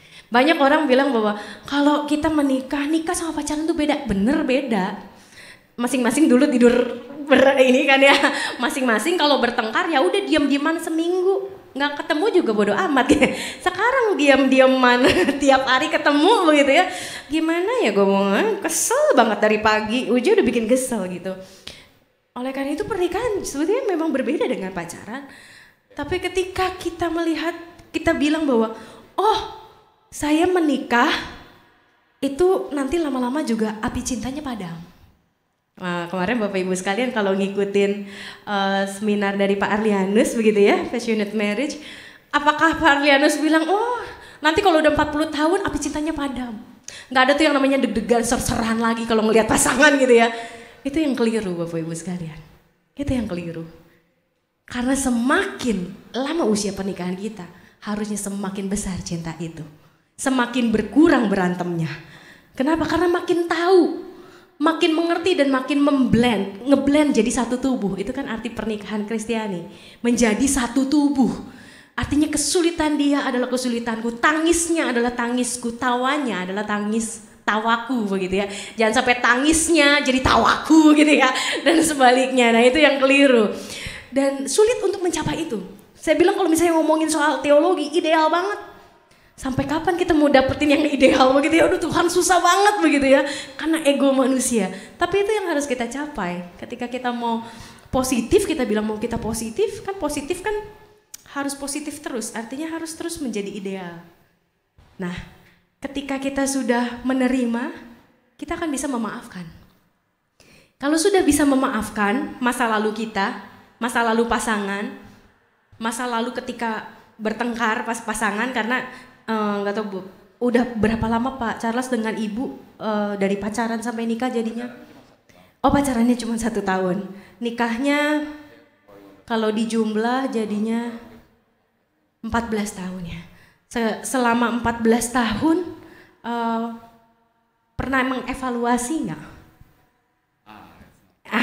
Kalau misalnya ini ya itu kadang-kadang saya kalau misalnya ke pasangan-pasangan muda gitu ya, ke teman-teman remaja, ke teman-teman pemuda, itu saya biasanya suka nanya, kalian pacaran ke mall, makan, nonton, hangout, hahihi gitu ya, rangkul-rangkulan, dempet-dempetan, atau apa? Apalagi kalau anniversary kan suka yang sekarang masukin Instagram, Facebook begitu ya Pet. Anniversary itu sampai dihitung hari gitu ya, 367 hari, astaga saya bilang saya mau udah gak ingat berapa hari. Tapi pernah gak kalian mengevaluasi gitu ya, karena evaluasi itu penting. Sejauh mana hubungan suami istri itu menjadi lebih baik atau menjadi lebih buruk? Keberadaan kamu sebagai pasanganku membuat aku menjadi lebih baik atau menjadi lebih buruk? Keberadaanku sebagai pasanganmu membuat kamu jadi makin malas atau makin rajin? Itu yang harus kita evaluasi. Disitulah kita membuat hidup kita punya progres. Jadi gak stuck. Hubungan kita gak stuck. Dan nanti api cintanya malah luntur. Luntur lalu beku gitu ya, ketika udah nikah gitu ya. Tapi evaluasi itu sangat-sangat penting. Jadi sejauh mana kita membawa pernikahan itu sejauh mana kedua orang, suami istri, laki-laki dan perempuan, terus mau mengevaluasi diri, bukan mengevaluasi terus pasangannya ya, karena rumput tetangga selalu lebih hijau gitu ya. Kamu salah, tapi apa salahku sehingga kamu begini? Apa salahku sehingga kamu tetap begini? Apa salahku? Apa kekeliruanku, apa keterbatasanku sehingga aku tidak bisa mengubahmu menjadi lebih baik? Itu tantangan keluarga Kristen. Itu tantangan suami istri Kristen. Sehingga kita tidak hanya jadi pasangan yang mengumbar asmara ketika kita berpacaran, tapi asmara itu kemudian mulai meredup seiring waktu dan seiring usia gitu ya. Dan lama-lama lebih banyak berantemnya daripada cintanya, daripada kompaknya, daripada foto begini gitu ya. Makin jarang foto begini. Dulu pacaran selfie terus gitu ya. Sekarang foto begini susah banget, mau senyum aja susah. Menerima, memaafkan. Baru nanti ada proses yang namanya terbuka di komunikasi. Kita baru bisa terbuka kalau kita belajar mendengarkan. Kita bisa terbuka tapi kita gak mau mendengarkan, gak aci. Gak adil namanya. Kita harus menjadi pribadi yang mau mendengarkan dulu, dan ketika kita terbuka, kita tahu apa yang kita ungkapkan juga bisa didengar gitu kan oleh anak kita, istri kita, pasangan kita. Tapi itu menjadi proses yang panjang Bapak Ibu sekalian. Tidak mudah. Dan saya cukup bersyukur sampai ketika kami pacaran 8 tahun, kami menikah 5 tahun, 13 tahun, lebih banyak berantem dulu pas pacaran sih gitu ya. Sekarang pas menikah bisa dibilang 5 tahun ini saya nggak terlalu banyak berantem, dan saya bersyukur dan saya melihat memang pernikahan harusnya seperti itu. Pernikahan harusnya seperti itu, sehingga tidak ada yang namanya pasangan mengatakan nanti angetnya cuma 5 tahun pertama atau angetnya cuma 10 tahun pertama, sisanya nggak anget lagi, dingin bahkan gitu ya, sampai perang dingin sedingin-dinginnya. Tuhan mau kita bisa terus menjaga sampai maut memisahkan. Tapi bayangkan kalau pas ucap janji depan pendeta gitu ya, di depan altar, itu hangat gitu ya. Pas Pak maut memisahkan tuh udah dingin begitu ya. Apa jadinya gitu ya? Cinta yang tidak dipelihara ya. Nah, Bapak Ibu yang terkasih, untuk jadi pribadi yang positif, banyak hambatan, banyak tantangan. Tentu kalau ngomongin soal hambatan, itu dari dalam diri. Banyaknya dari dalam diri itu, ngomongin soal masa lalu, ngomongin suara-suara terbesar, suara-suara yang positif maupun negatif di masa lalu, itu hambatan kita untuk bisa berubah. Tantangan ketika kita mau berubah, pasangan kita nggak mau berubah, susah kan? Kita mau berubah, pasangan kita nggak mau berubah, susah. Anak kita mau berubah, kita sebagai orang tua nggak mau berubah, susah. Kita nggak akan bisa mendorong mereka untuk berubah. Maka kalau misalnya ada salah satu yang mau berubah, semuanya harus berubah. Ini lebih susah lagi gitu kan. Bikin perubahannya itu kompak gitu kan. Jadi keluarga yang kompak itu keluarga yang positif, keluarga yang baik, itu harus kompak, bukan hanya ketika ke mall bareng atau ya itu ke gereja bareng satu mobil gitu ya. Nyanyi, bisa bikin vokal grup keluarga, tapi ketika masing-masing mau kompak berubah menjadi pribadi yang lebih baik, karena itu jauh lebih susah. Si papa udah bertekad, saya mau berubah, istri saya begini terus, udahlah, gue juga nggak berusaha berubah gitu kan. Anak-anak udah bersikap, saya mau berubah, saya harus berubah, saya harus jadi pribadi yang lebih baik. Ya papa mamanya masih begini, ya udahlah, gue ikutin aja. Nggak ada kemajuan dalam keluarga, Bapak Ibu sekalian. Ketika satu mau berubah, semua harus berubah. Itulah keluarga yang kompak, keluarga yang positif. Bukan soal kompak baju, kompak suara, membagi suara, kompak pelayanan, tapi kompak untuk melakukan perubahan. Tapi perubahan itu tentu tidak bisa dicapai kalau nggak ada evaluasi gitu kan ya. Kalau Einstein bilang bahwa ada orang menginginkan hal yang berbeda tapi melakukan hal yang sama. Itu orang idiot, kata Einstein begitu ya. Dia mengharapkan sesuatu yang berbeda tapi dengan cara yang sama gitu ya. Kalau kita mau mengharapkan sesuatu yang berbeda, harus dengan cara yang berbeda. Disitulah kita baru menemukan hal-hal yang baru begitu. Nah, itu tantangan dan hambatan itu besar sekali gitu di dalam hidup. Jadi kalau dibilang bagaimana kita harus melawan begitu ya, egoisme kita, keinginan untuk mementingkan diri sendiri kita, bagaimana caranya? Sebenarnya kalau dari sisi teologis sangat ideal, saya bilang sisi teologis kita tuh sangat ideal. Tapi kalau dari sisi psikologis, hal sederhana yang bisa kita lakukan adalah buatlah jurnal setiap hari. Ini udah jarang dilakukan. Dulu kita waktu kecil, khususnya anak-anak perempuan ya, dear diary gitu ya. Kalau anak laki-laki jarang gitu bikin diary gitu ya.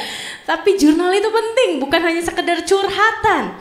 Tapi di dalam jurnal ini kita memahami apa yang terjadi hari ini, mengambil nilai, nggak perlu berlembar-lembar Bapak Ibu sekalian gitu ya. Sederhana, satu hari, satu paragraf aja. Hari ini saya belajar dari hal yang menyakitkan ini, dan saya belajar ini. Saya belajar untuk menjadi positif. Di situ kita belajar berlatih untuk jadi pribadi yang positif. Kita setiap hari pasti menemukan hal-hal yang negatif, yang tidak menyenangkan, yang menyebalkan, yang membuat kita marah, kesel sama suami, sama istri, sama anak, sama orang tua. Pasti ada. Tiap hari, jamin Bapak Ibu sekalian 100%. Tapi ketika kita di malam hari kita buat jurnal, apa yang hari ini gue pelajari ya? Dari hal yang membuat gue kesal, yang membuat saya kesal, membuat saya ingin menangis, membuat saya kecewa. Apa yang saya bisa pelajari? Satu paragraf aja, bahkan satu kalimat setiap hari, dan kita akan terus melatih. Secara psikologis itu latihan psikologis Bapak Ibu sekalian. Kalau matematika aja perlu dilatih, fisika, kimia butuh dilatih, naik sepeda aja butuh dilatih, apalagi jiwa kita. Dan seringkali kita lebih memilih untuk melatih yang kelihatan gitu kan, ilmu eksak dan lain sebagainya. Padahal hati butuh latihan. Untuk jadi positif nggak bisa sekejap mata gitu ya, nggak bisa seperti membalikan telapak tangan, butuh latihan. Dan setiap hari kita pasti menemukan hal-hal negatif, dan ketika kita mau belajar untuk jadi positif, kita belajar menuliskan apa yang kita pelajari, apa hal positif hari ini dari hal terburuk sekalipun, setiap hari. Dan di situ kita melatih diri kita. Sederhana tapi susah dilakukan gitu ya, karena itu butuh komitmen diri. Kalau kita nggak mau nulis, paling nggak sebelum kita tidur kita ingat-ingat, lalu kita bayangkan, oh iya ya, hari ini aku belajar ini dari peristiwa ini. Tiap hari sebelum doa malam lah gitu ya, atau sambil doa malam. Dan di situ kita tanpa sadar sedang membentuk diri kita menjadi pribadi yang positif. Mungkin itu aja, Pak. Mungkin saat ini kita hampir semuanya juga tulis jurnal ya Bu, tapi di Facebook.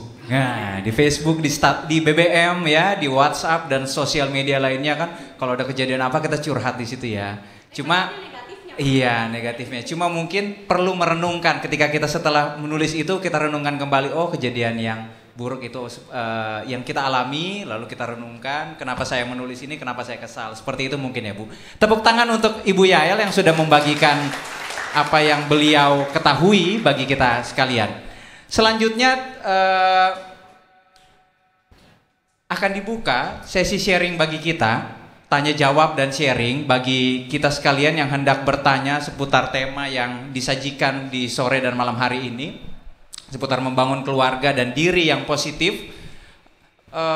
Tidak harus pertanyaan, tapi bisa juga sharing dari Bapak Ibu sekalian. Para pembicara kita di sini usia pernikahannya baru di bawah 15 tahun ya.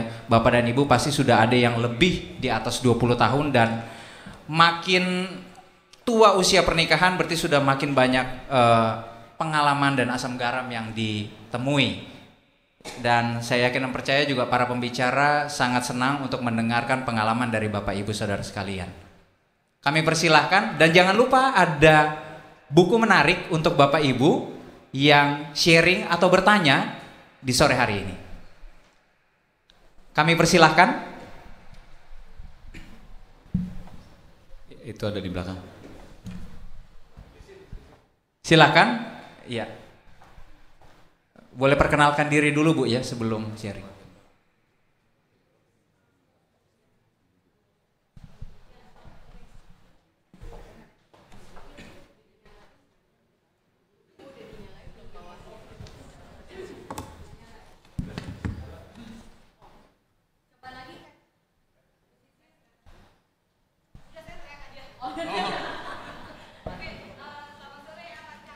Ya. Oh. Jadi nanti yang dapat anaknya nih.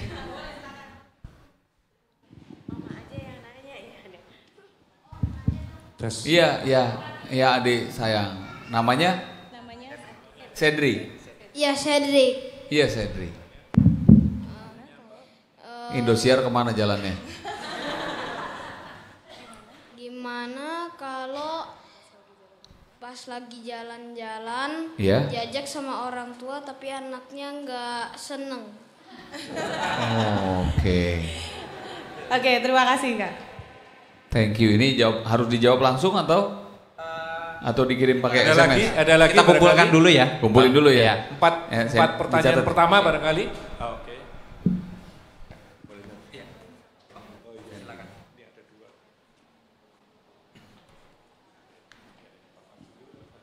Selamat malam Pak Charles, sama Ibu Pendeta, sama Pak Yohanes. Saya ingin bertanya mengenai Perkenalkan diri. Oh, nama saya Yunus. Iya. Saya ingin bertanya mengenai anak. Saya dengar riwayat Pak Charles begitu luar biasa mengenai pendidikan. Saya mau tahu tentang kiat-kiat supaya anak mempunyai eagerness to learn. Supaya anak? Eagerness to learn. Eagerness to learn. Apa kita sebagai orang tua kiat-kiatnya apa gitu? Dan juga saya ingin mau tanya lagi tentang self confident. Bagaimana anak mempunyai self confident? Kiat-kiat kita sebagai orang tua. Apa kita sering mengadakan kompetisi atau gimana gitu? Terus mengenai, boleh tanya sama Ibu Pendeta? Mengenai ini Ibu, lasting effect kita nih, masa lalu kita. Kadang-kadang counting memory nih suka keluar gitu ya, masa-masa pahit kita gitu. Bagaimana kita bisa delete gitu? Itu masukin ke flashback ya. Iya, supaya kita tuh, karena masa lalu yang pahit itu memang sangat mengganggu untuk lebih maju gitu. Mungkin itu aja. pertanyaan. Terima kasih pertanyaannya Pak Yunus. Jadi bagaimana agar supaya anak-anak punya kemauan belajar dan bisa menumbuhkan ya kepercayaan diri dalam anak. Ini Bu Ella. Mau dijawab dulu ya, oke. Dua pertanyaan dulu ya biar tidak lupa. Baik, ya. Ini pertanyaannya sama beratnya nih. Ya, iya. Untuk adik Sendri saya pikir sama pertanyaannya dengan, atau ini bagus ya, artinya dengan suasana talk show seperti ini seorang anak juga boleh ikut dan didorong oleh ibunya untuk bertanya. Saya pikir ini juga makin meyakinkan saya bahwa anak itu punya hak yang sama besarnya juga dengan, sama imbangnya juga dengan seorang istri, di mana kelihatannya warisan pendidikan yang diturunkan kepada orang tua zaman di atas saya itu adalah masih ada gaya kolonialnya, masih ada gaya Belandanya, bahwa leader itu adanya di ayah. Istri dengan anak itu tidak terlalu dapat peran besar di dalam rumah tangga. Sementara kemajuan ilmu, teknologi, perkembangan informasi melalui televisi, tayangan, tontonan itu sudah merubah jauh sekali tatanan kehidupan keluarga. Jadi Bapak Ibu sekalian, kalau di rumah langganan First Media, langganan Cable Vision, langganan K-Vision, langganan semua itu televisi, ya kalau jangan heran kalau anak Bapak Ibu bisa lebih pintar daripada Bapak Ibu. Anak saya itu nonton yang namanya semua film asing bisa sampai berjam-jam, sampai lupa makan. Dan film-filmnya film-film animasi. Hari ini kualitas bahasa Inggrisnya jauh lebih bagus daripada saya dan abangnya. Itu hasil televisi. Itu guru kedua. Itu sekolah kedua mereka. Jadi kalau ada remote control di tangan mereka, be careful Bapak Ibu. Satu sisi Bapak Ibu bisa jadikan mereka bisa lebih pintar, tapi kalau yang mereka tonton nggak baik, bisa juga lebih buruk dari yang Bapak Ibu perkirakan. Yang kedua, mereka punya civilization yang jauh lebih tinggi. Mereka jauh lebih humanized, lebih tinggi, dan mereka jauh bisa lebih demanding kepada Bapak Ibu. Mereka orang yang sudah punya ekspektasi yang besar. Pertanyaan seperti Sedri ini juga makin meyakinkan ke saya bahwa Sedri itu ingin tahu bahwa bagaimana cara menjawab atau menyampaikan yang menjadi hak-hak saya. Ini anak di bawah umur 17 tahun tanya hak-hak loh. Dulu orang baru berani untuk deklarasi apa yang menjadi haknya itu di atas 17 tahun karena sudah punya KTP. Tapi ini di GKI Kafling Polri udah berani tanya. Jadi ini menurut saya juga merupakan sebuah hal yang serius bagi kita orang tua, dan tentunya bagi Sedri sebagai anak. Menurut saya sah untuk bertanya kepada Papa, mengemukakan pendapat itu jangan dikekang. Jadi mengemukakan pendapat itu harus dibiasakan dilakukan di rumah tangga. Tinggal bagaimana caranya. Jadi kalau Bapak Ibu memberikan ruang kepada anak-anak seperti Sedri, saya yakin salah satu dampaknya yang akan lebih besar, dia akan lebih cepat dewasa daripada umurnya. Perkembangan kedewasaan dan kecerdasannya dan kekritisannya, terutama kata terakhir yang saya dorong, kritis. Anak-anak sekarang Bapak Ibu cek deh, jauh lebih kritis daripada saya pada saat di zaman umur saya sama seperti Sedri. Khusus untuk Sedri, menurut Om Charles ya, you have the right to ask to your father whether you like it or you're not like it.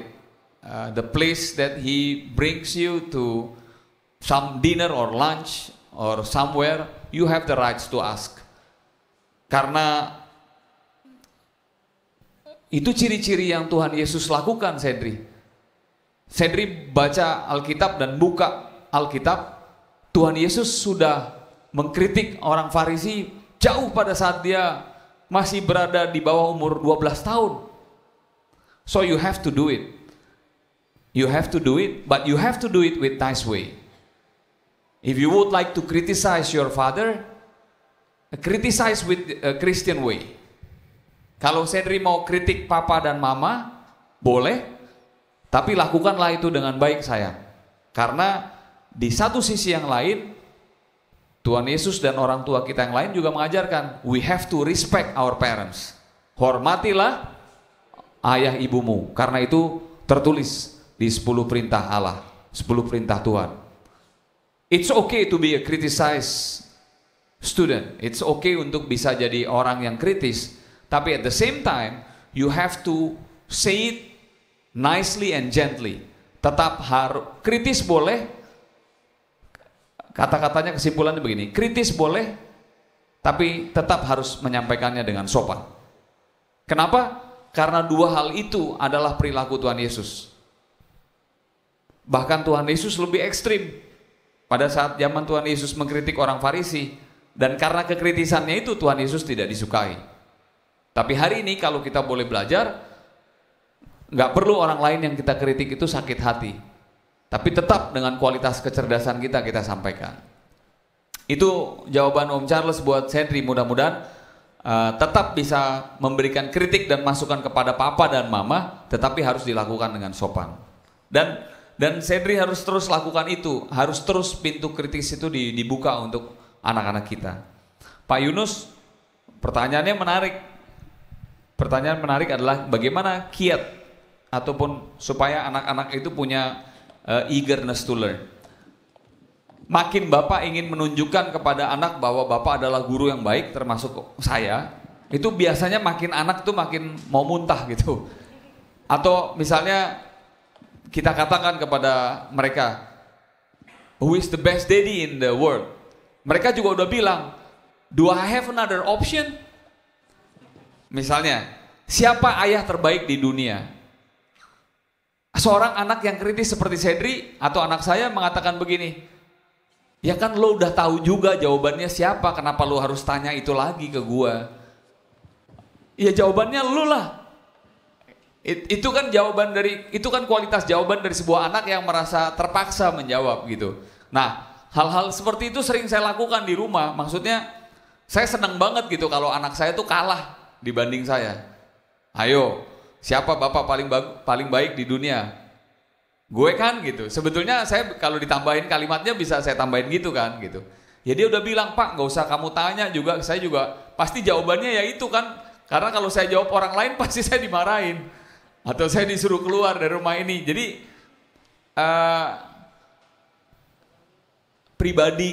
pribadi guru yang dia bisa contoh itu kadang-kadang dia nggak ngomong dan dia nggak harus ngakuin itu, tapi dia di dalam dirinya dia akui bahwa saya ini adalah gurunya. Membangkitkan semangat untuk bisa belajar dalam kaitannya itu yang saya mau sampaikan. Kadang-kadang memberikan contoh perilaku itu jauh lebih sulit Pak daripada ngomong. Dan anak-anak itu dari 80% yang saya lihat efektif cara kita memberikan nilai-nilai yang baik ke anak, itu ternyata lebih sedikit bicara tapi lebih banyak memberikan contoh. Jadi kalau orang bilang dia punya role model, dia punya figur sentral, dia punya mirror gitu loh. Itu adalah kita. Nah, ketika saya pernah ngelihat ke rumah saya lihat itu ini kan dari teori buku yang saya baca. Begitu saya lihat ke kaca, memang betul. Kaca kan nggak pernah banyak ngomong sama kita. Coba Bapak lihat ke kaca, nggak pernah kan dia akan ngomong. Tapi dengan jelas dia bisa nunjukin di mana gurat, di mana bentuk wajah yang terbaik. Tampaknya itu juga yang akan saya gunakan ke anak saya harus jadi kaca buat dia. Nggak banyak ngomong, tapi memberikan contoh. Kira-kira dapat nih ya Pak ya? Ini prinsip-prinsip yang saya gunakan, prinsip yang sangat sederhana dan saya pakai logika saja. Oh berarti saya nggak boleh terlalu self-centris gitu loh. Saya harus taruh satu alat di depan muka saya ini supaya dia bisa ngaca dirinya dia. Dan yang saya taruh di depan muka saya ini untuk menghalangi saya, itu adalah perbuatan-perbuatan baik saya.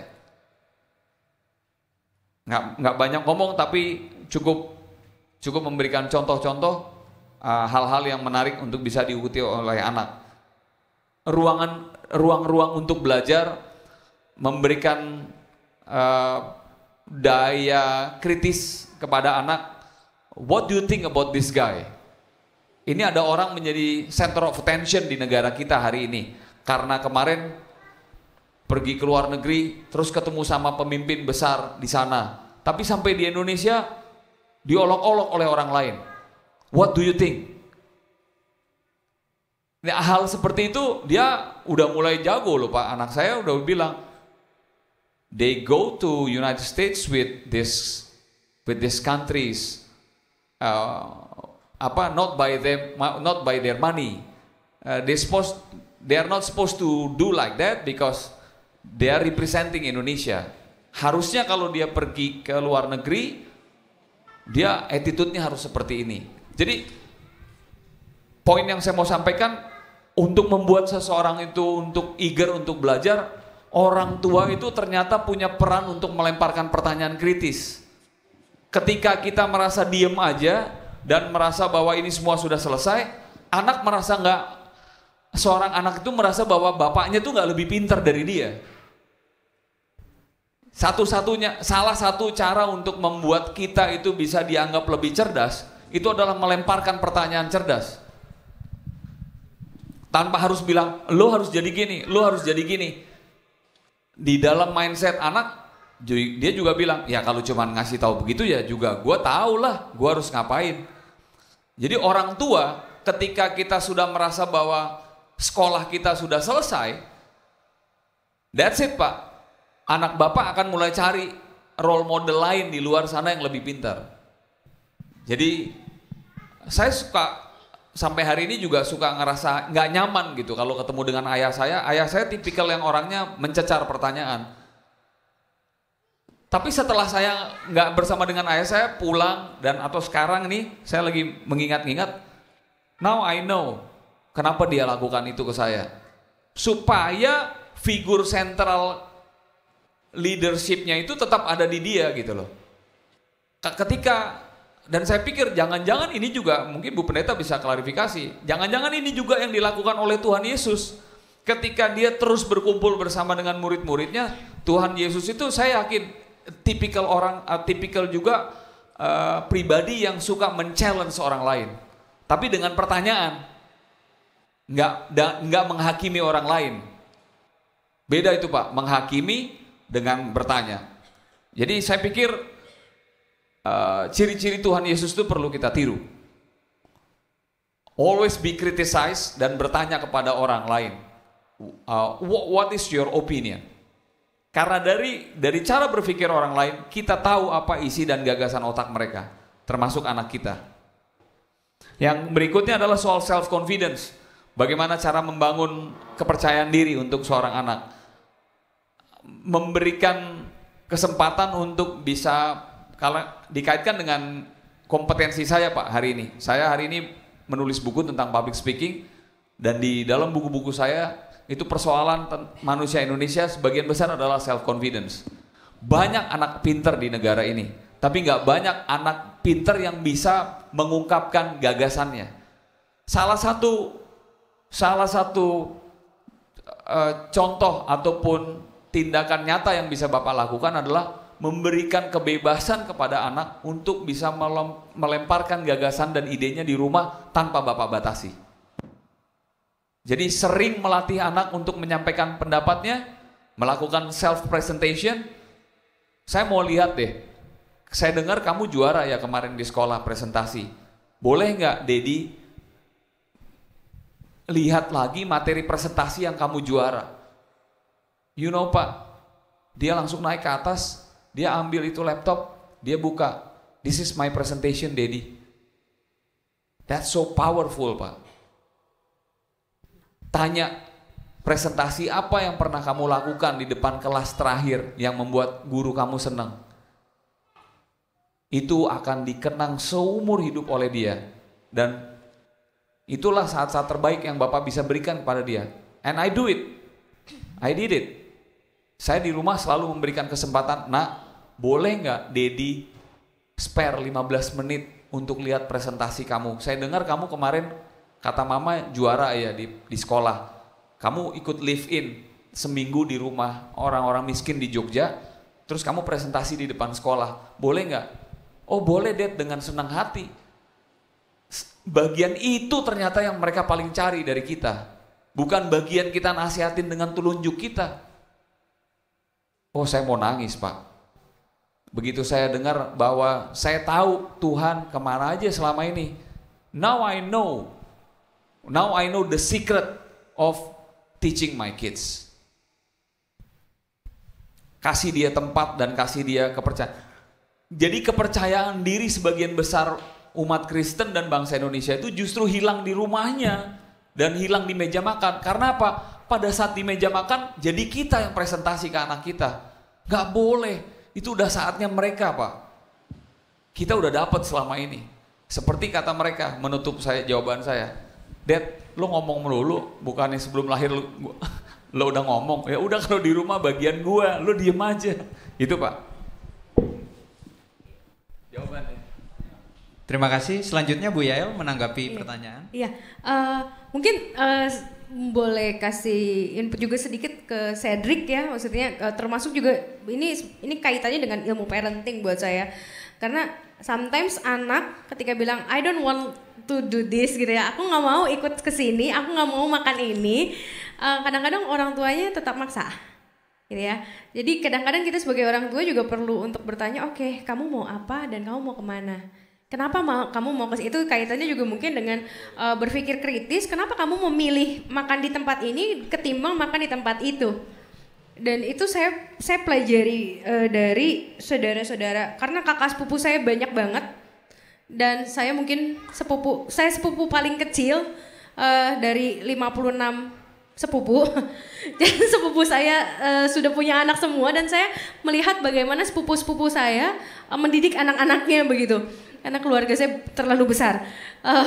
Jadi ada kakak sepupu saya yang mendidik anaknya dengan bertanya, kamu hari ini mau kemana? Jadi bukan hanya mau mama atau mau papa, tapi kamu mau kemana? Kenapa kamu mau ke sana? Ada yang bagus ya di sana gitu ya. Dan itu menarik sekali. Itu menjadi hal yang membangun sekali. Ketika saya melihat cara kakak sepupu saya mengasuh anaknya gitu. Karena banyak orang tua yang anaknya udah bilang, aku nggak mau ke sana. Enggak, kamu harus tetap ikut gitu ya. Itu kan seringkali lebih banyak terjadi seperti itu gitu. Jadi orang tua juga harus peka menurut saya. Kenapa anak ini pengen kesini? Pasti dia punya alasan. Jadi seperti saya bilang bahwa setiap orang punya alasan. Setiap orang pasti punya alasan untuk memilih. Setiap orang pasti punya alasan untuk melakukan A, B, C. Begitu juga dengan anak kita ketika anak kita mau melakukan A, B, C. Pasti dia punya alasan. Dan gali alasan itu ketika kita menggali dan membuat dia bisa mengutarakan, aku mau kesini karena. Nah di situ kita sedang mendidik mereka secara kritis. Oh karena ini aja, oh lebih baik kita kesini aja, ini lebih bagus loh. Dan di situ ada win-win solution yang bisa kita temukan bersama dengan anak kita. Lalu kemudian juga sedikit tentang tadi bagaimana supaya anak-anak suka belajar ya Pak ya, Pak Yunus. Saya belajar dari papa saya seorang dosen dan apapun yang saya lakukan dia tanya kenapa. Itu bikin kesel loh Pak dulu. Maksudnya itu bikin kesel banget gitu. Dan dia selalu tanya kenapa. Dan sekarang saya menjadi orang yang begitu gitu. Dan saya bilang aduh ini gara-gara papa nih gitu ya. Tapi disitulah saya jadi selalu pengen tahu. Karena dia selalu bertanya, kamu kenapa mau ke sini? Kamu kenapa mau ke sana? Kalau mama saya tipenya tuh yang kamu nggak boleh naik gunung. Kenapa mah? Anak perempuan nggak boleh naik gunung begitu ya. Kalau papa saya, kenapa kamu mau naik gunung? Dan saya harus betul-betul menjabarkan dan menemukan alasan yang pas sehingga saya bisa naik gunung karena itu hobi saya dari zaman SMP gitu. Dan ketika saya sudah menemukan jawaban yang pas, Papa bilang oke, silahkan naik gunung dan nikmati apa yang ingin kamu cari dari naik gunung itu. Dan itu yang dilakukan Papa, tapi apapun yang dia tanyakan kenapa, selalu dia tanya kenapa dan itu membuat saya muter otakan gitu ya. Sehingga saya selalu mau tahu segala sesuatu, kenapa ini begini, kenapa itu begitu, dan it works gitu ya. Papa saya hanya simple, katanya cuman kenapa. Self confidence juga yang saya rasa pengalaman dengan orang tua, kadang-kadang orang tua suka enggan untuk bilang thank you. anak kita kadang-kadang kita suruh untuk bilang thank you sama orang lain. Tapi pernah nggak misalnya di meja makan gitu ya, tolong dong ambilin kecap. Anaknya ambilin kecap, terus kita bilang makasih nak. Berapa banyak dari kita yang melakukan itu di rumah gitu. Saya belajar ini waktu itu saya punya kesempatan untuk bisa makan bareng sama keluarga bule begitu ya. Anaknya udah gede, anaknya udah jadi dosen, bahkan mungkin udah master of teologi kalau nggak salah. Terus papahnya tuh udah umur 70-an. Lalu saya makan satu meja makan, mereka orang Amerika, keturunan Meksiko. Anak papahnya minta tolong ambilin garam. Terus anaknya ambilin garam, terus papanya bilang thank you. Dan itu juga dilakukan anak ke papa ke suami ke istri ke suami, orang tua ke anak ke orang tua. Dan saya bilang, oke, ini yang kadang-kadang gak ada di Indonesia. Ini gak ada di Indonesia nih. Dan saya belajar di situ. Oh iya ya, say thank you sama anak-anak itu membuat mereka punya, percaya diri. Karena saya dihargai. Gue dihargai nih gitu ya. Dan pujian. Banyak kali orang tua enggan juga untuk memuji anak-anaknya karena mereka juga dulu gak pernah dipuji sama orang tuanya. Iya gitu kan, ya, kamu lebih baik dari papa, emang harus kamu lebih baik dari papamu begitu kan ya. Tapi untuk hal-hal sederhana, it's a good job. Dan itu buku-buku parenting Amerika justru yang menekankan itu. Apa yang kamu lakukan bagus banget, gambarnya bagus banget. Ngewarnainnya rapi loh, walaupun masih kurang ini ya, tapi selalu positif dulu dibanding negatifnya gitu ya. Daripada jelek, nggak rapi, kacau misalnya begitu ya. Selalu kita puji. Jadi say thank you dan memuji itu bagian dari membuat self confidence anak tinggi. Karena saya termasuk anak yang bisa dibilang hampir nggak pernah dipuji, sehingga self confidence itu baru tumbuh ketika justru masuk STT, sekolah teologi. Sebelumnya baca saja sampai kelas 3 SMA itu saya baca buku itu gagap dan kebalik-balik dan sampai dipanggil guru BP.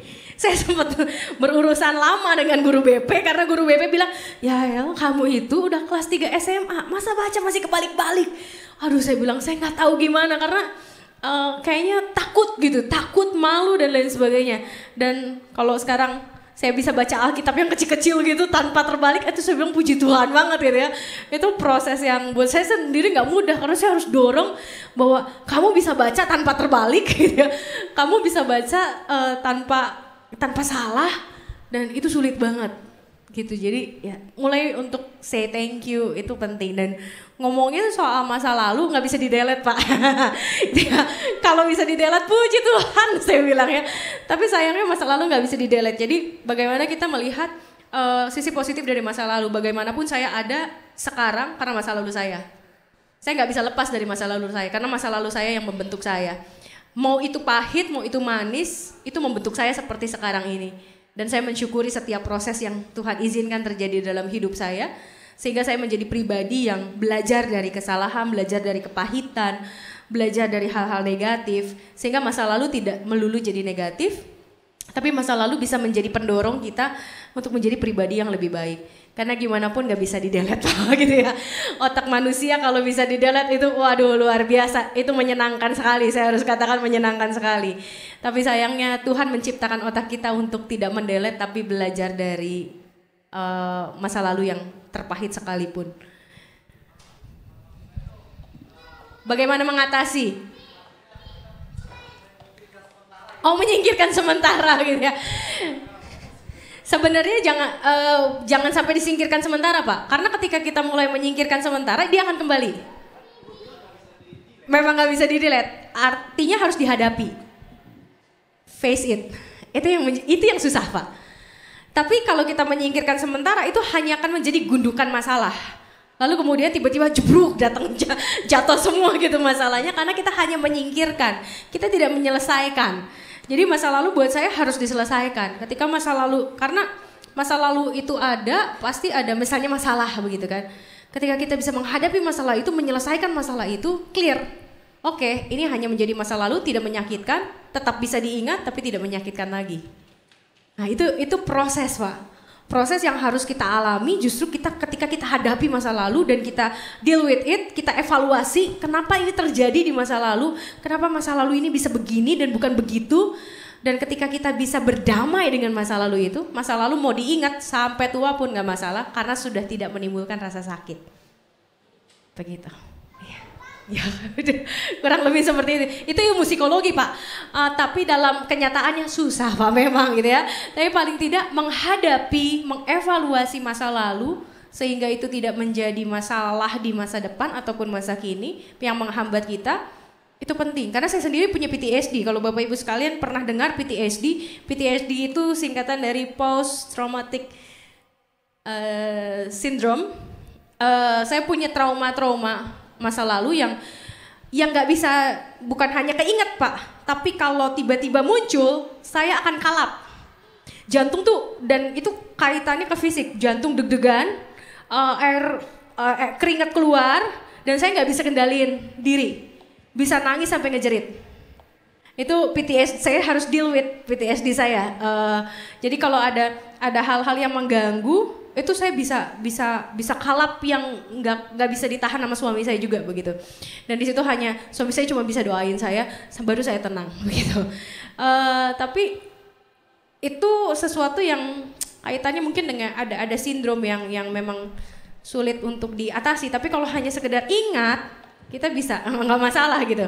Tapi kalau PTSD itu seringkali harus pakai obat begitu. Tapi saya puji Tuhannya tidak pakai obat begitu ya. Tapi itu mengganggu. Gimana pun masa lalu mengganggu, Pak. Trauma itu mengganggu gitu. Selama itu bisa diatasi dan kita tentunya mengatasinya bersama dengan Tuhan gitu ya. Nggak bisa sendiri gitu ya. Kalau sendiri mah udah nggak, ya bablas lah gitu ya. Tapi kalau kita bisa atasi bersama dengan Tuhan, karena Tuhan punya cara untuk menolong kita keluar dari masa lalu. Seperti itu, Pak. Terima kasih Bu Yael. Semakin lama, semakin dalam, semakin menarik pembicaraan kita. Akan tetapi waktu kita sudah lewat dari yang dijadwalkan. Kita menjadwalkan sampai jam 6:30, tapi ini sudah lewat 15 menit. Saya masih mengundang satu orang lagi dari Bapak Ibu untuk bertanya ataupun menyampaikan pendapat, tapi singkat saja. Singkat saja. Oh ya, siapa? Oke, silakan Bu Ella. Mohon disampaikan dengan singkat saja, inti-intinya saja, dan begitu juga nanti akan ditanggapi juga mungkin dengan singkat tapi baik. Iya. Saya cuma mau tanya masalah pribadi yang positif. Memang nggak gampang ya, apalagi kayak saya berangkat dari, saya pribadi orang Timor, suami saya orang Batak, jadi beda kultur gitu kan, beda cara dan ininya. Sering kepengen sih berpikiran positif gitu ya. Cuman kadang-kadang kan suka beda ya, kalau orang Batak, termasuk suami saya ini orangnya pendiam sekali. Jadi di rumah bisa dihitung berapa kali ngomong sama saya.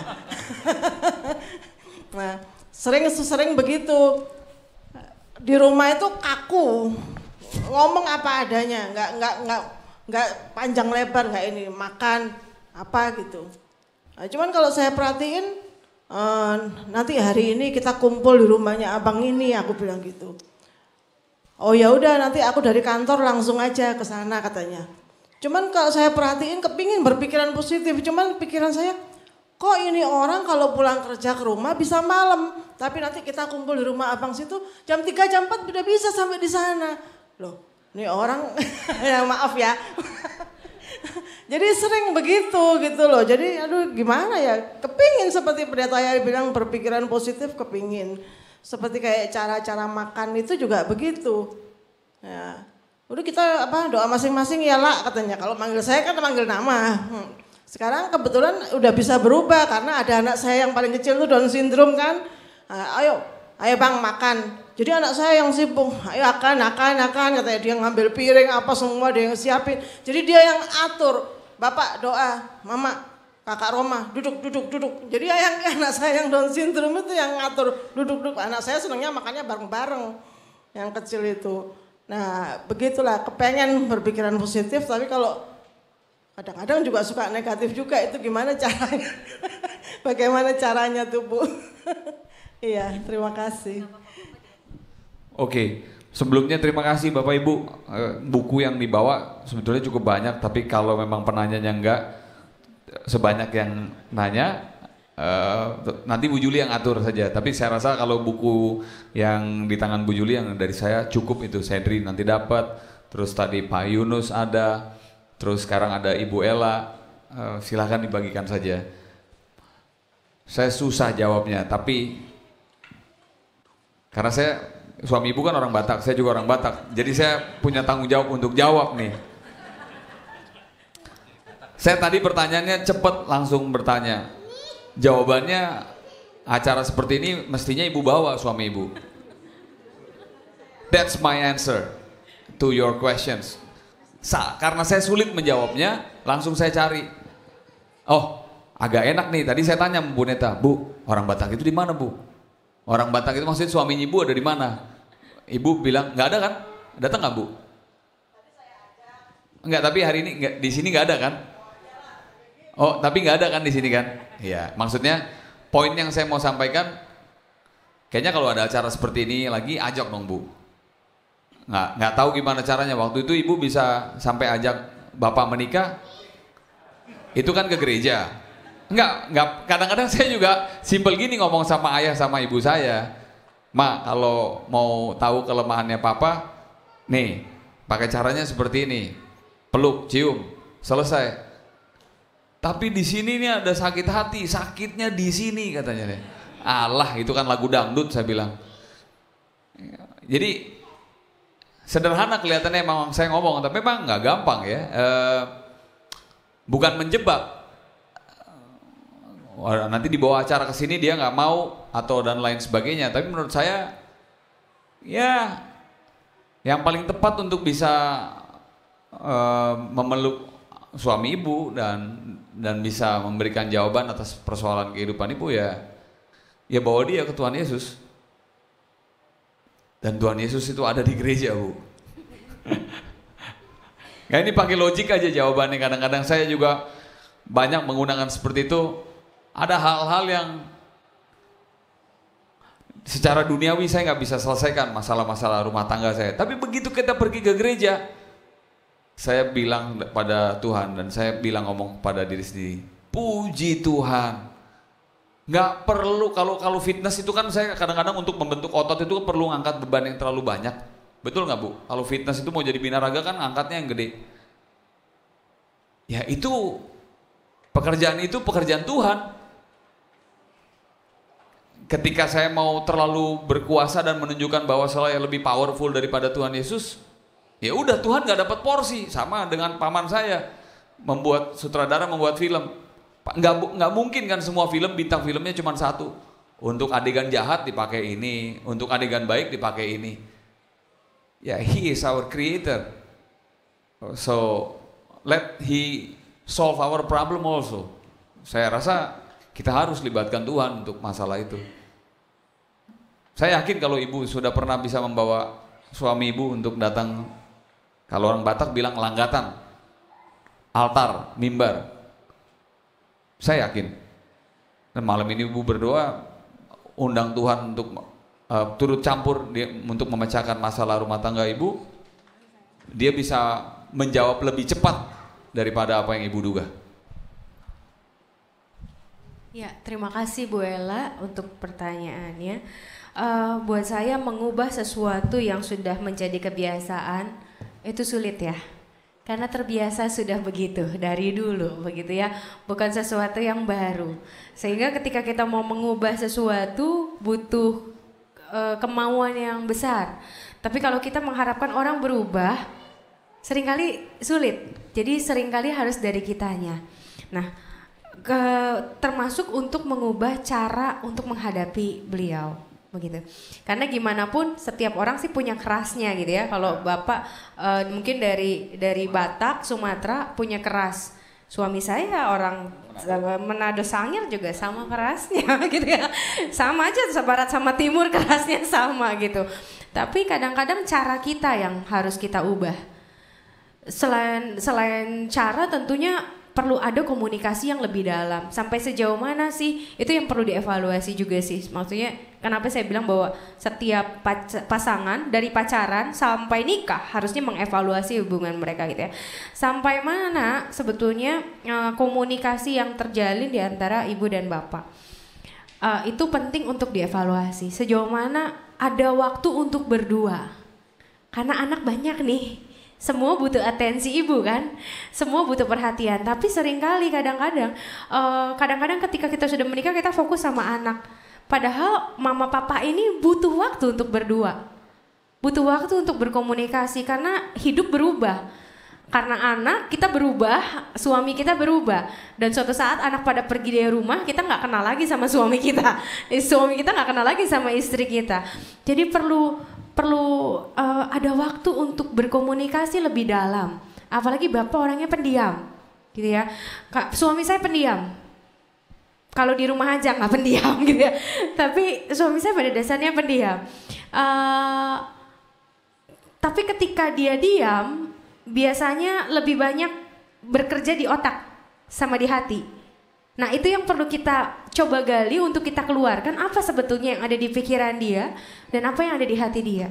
Kalau misalnya ibu tadi juga bilang dia kumpul sama keluarganya lebih cepat gitu ya, kok bisa pulang lebih siang gitu ya, kalau ke rumah kok malam banget. Berarti yang perlu kita cari tahu juga apakah dia merasa nyaman di rumah. Kalau dia tidak bisa merasa nyaman, kenapa? Kalau dia nyaman dengan keluarganya, kenapa dia nyaman dengan keluarganya? Apa yang membuat dia nyaman dengan keluarganya dan tidak bisa nyaman bersama dengan kita? Padahal bisa dibilang suami dan istri itu kan satu tubuh gitu ya. Mereka adalah teman hidup begitu. Kok mungkin dia lebih nyaman dengan keluarga atau mungkin teman-temannya di tempat kerja daripada di rumah? Pasti ada yang harus dievaluasi, ada yang keliru begitu di dalam hubungan itu. Nah, cara mengevaluasinya ya hanya dengan bicara dari hati ke hati. Ambillah waktu berdua, karena gimana pun suami istri butuh tetap pacaran Bapak Ibu sekalian. Suami istri itu tetap butuh kencan, gitu ya. Jangan bilang saya udah punya anak kencan begitu mah udah masa lalu lah begitu ya. Itu mau anak muda, jangan salah gitu ya. Memelihara hubungan suami istri itu adalah dengan kita bisa duduk berdua. Walaupun cuma makan bakso di bakso botak begitu ya.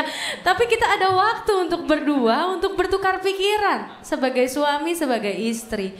Itu perlu ada waktu seperti itu. Jadi kalau ibu sempat gitu ya, beri waktu, ajak bapak begitu ya untuk bisa berdua. Bicara dari hati ke hati, ada apa sih yang ada dalam hatimu?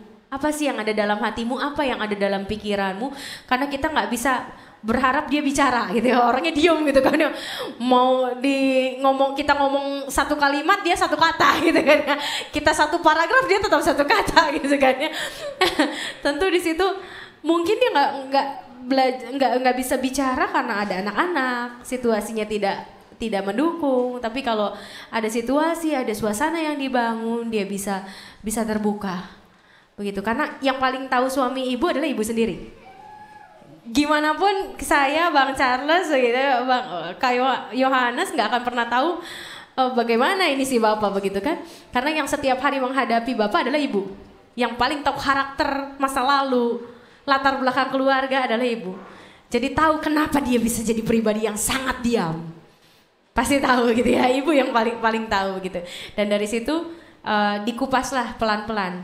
Karena kadang-kadang akar masalah itu tersimpan terlalu dalam. Pelan-pelan harus dikupas dengan waktu yang berkualitas. Paling itu saja saya. Ya tadi di materi presentasi saya juga sudah saya sampaikan bahwa di dalam membangun komunikasi keluarga itu kita harus keluar dari tempat yang rutin. Jadi salah satu ini strategi. Kita harus exit strateginya dari dalam sebuah keadaan buntu. Kadang-kadang yang membuat buntu itu adalah rutinitas. Jadi seperti orang-orang kantor, kita lihat sekarang banyak pemikiran out of the box lahir dari sebuah kantor itu ketika kantor itu merubah suasananya. Google di Indonesia itu punya kantor, anak-anaknya boleh pakai celana jeans, mejanya nggak ada lagi seperti kantor pegawai negeri, mereka bisa main biliar, itu keluar ide kreatif. Jadi kalau betul kreativitas itu harus masuk ke dalam rumah tangga ibu, maka harus ada exit strategi, harus ada jalan keluar. Nah, jalan keluarnya itu bisa dengan merubah kebiasaan. Yang misalnya tadi kalau karyawan tuh masuk dari jam 8 sampai jam 5, terus kalau cara pendekatan komunikasinya sama seperti sebuah pertandingan sepak bola. Begitu ibu menjadi coach ataupun pelatih dari sebuah kesebelasan sepak bola, 15 menit itu nggak cetak gol, ibu lihat deh di televisi, itu pelatihnya langsung diskusi dengan tim asisten pelatihnya. Ini harus mulai dirubah, jangan lagi nyerang terlalu banyak dari kiri, coba dari tengah, coba dari kanan. Nah, yang saya mau sampaikan adalah dugaan saya apa mungkin selama ini ibu hanya pakai satu cara yang ibu lihat dari kebiasaan ibu, dari caranya orang timur. Coba juga cari perempuan Batak yang pernah menaklukkan suaminya. Gimana kau bikin suamimu sampai bertekuk lutut? Tolong ajarin saya dulu. Nah, mungkin kalau ibu merubah seperti itu sama persis dengan exit strategi yang dilakukan. You have to find the way, Bu. Banyak creative ways yang bisa ibu lakukan, karena Tuhan kita itu Tuhan yang memultiplikasikan kemampuan kita. Dia nggak pernah mau mengatakan kepada kita, ya udah kau nyerah aja karena jalan hidupmu udah begitu. Nggak pernah ada begitu.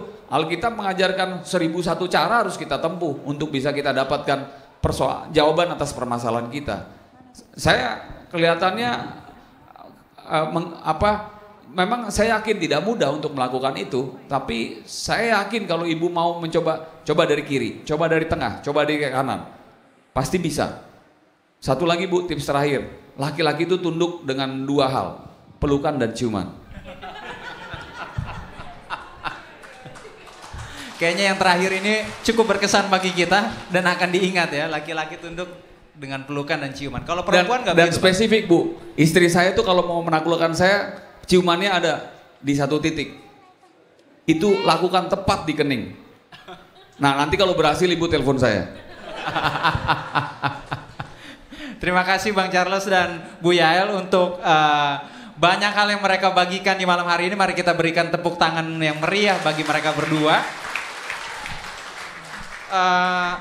Tadi Bang Charles menyebutkan exit strategy, maka saya akan menutup dengan exit words. Ya, ada banyak sekali hal, tapi ada beberapa yang dapat saya simpulkan dari Bang Charles sendiri. Misalnya, bagaimana kita harus memahami pengertian dari kata keluarga, bagaimana kita menumbuhkan sikap positif di tengah-tengah keluarga kita, saling menghargai, mengutamakan cinta kasih, sedikit berbicara, banyak aksi dan memberi contoh bagi anak-anak kita. Lalu juga beliau tadi mengatakan bahwa happy family build a strong church gitu ya. Dan banyak hal praktis yang dapat meningkatkan kualitas di dalam kehidupan keluarga kita. Sementara Pendeta Yael mengatakan bahwa menjadi keluarga yang positif harus dimulai dari pribadi-pribadi yang positif, yang mau menerima diri sendiri dengan segala hal yang negatif, hal yang positif, menerima juga masa lalu pribadi, hal-hal yang tidak menyenangkan yang terjadi, hal-hal yang menyakitkan, kemudian itu direfleksikan kembali, dievaluasi kembali, maka kita akan menjadi pribadi-pribadi yang positif dan keluarga yang positif pula. Terima kasih untuk Bang Charles dan Pendeta Yael untuk waktu yang diberikan bagi kita di malam hari ini. Kita berikan tepuk tangan sekali lagi. Dan selanjutnya waktu dan tempat kami berikan kepada pemandu acara.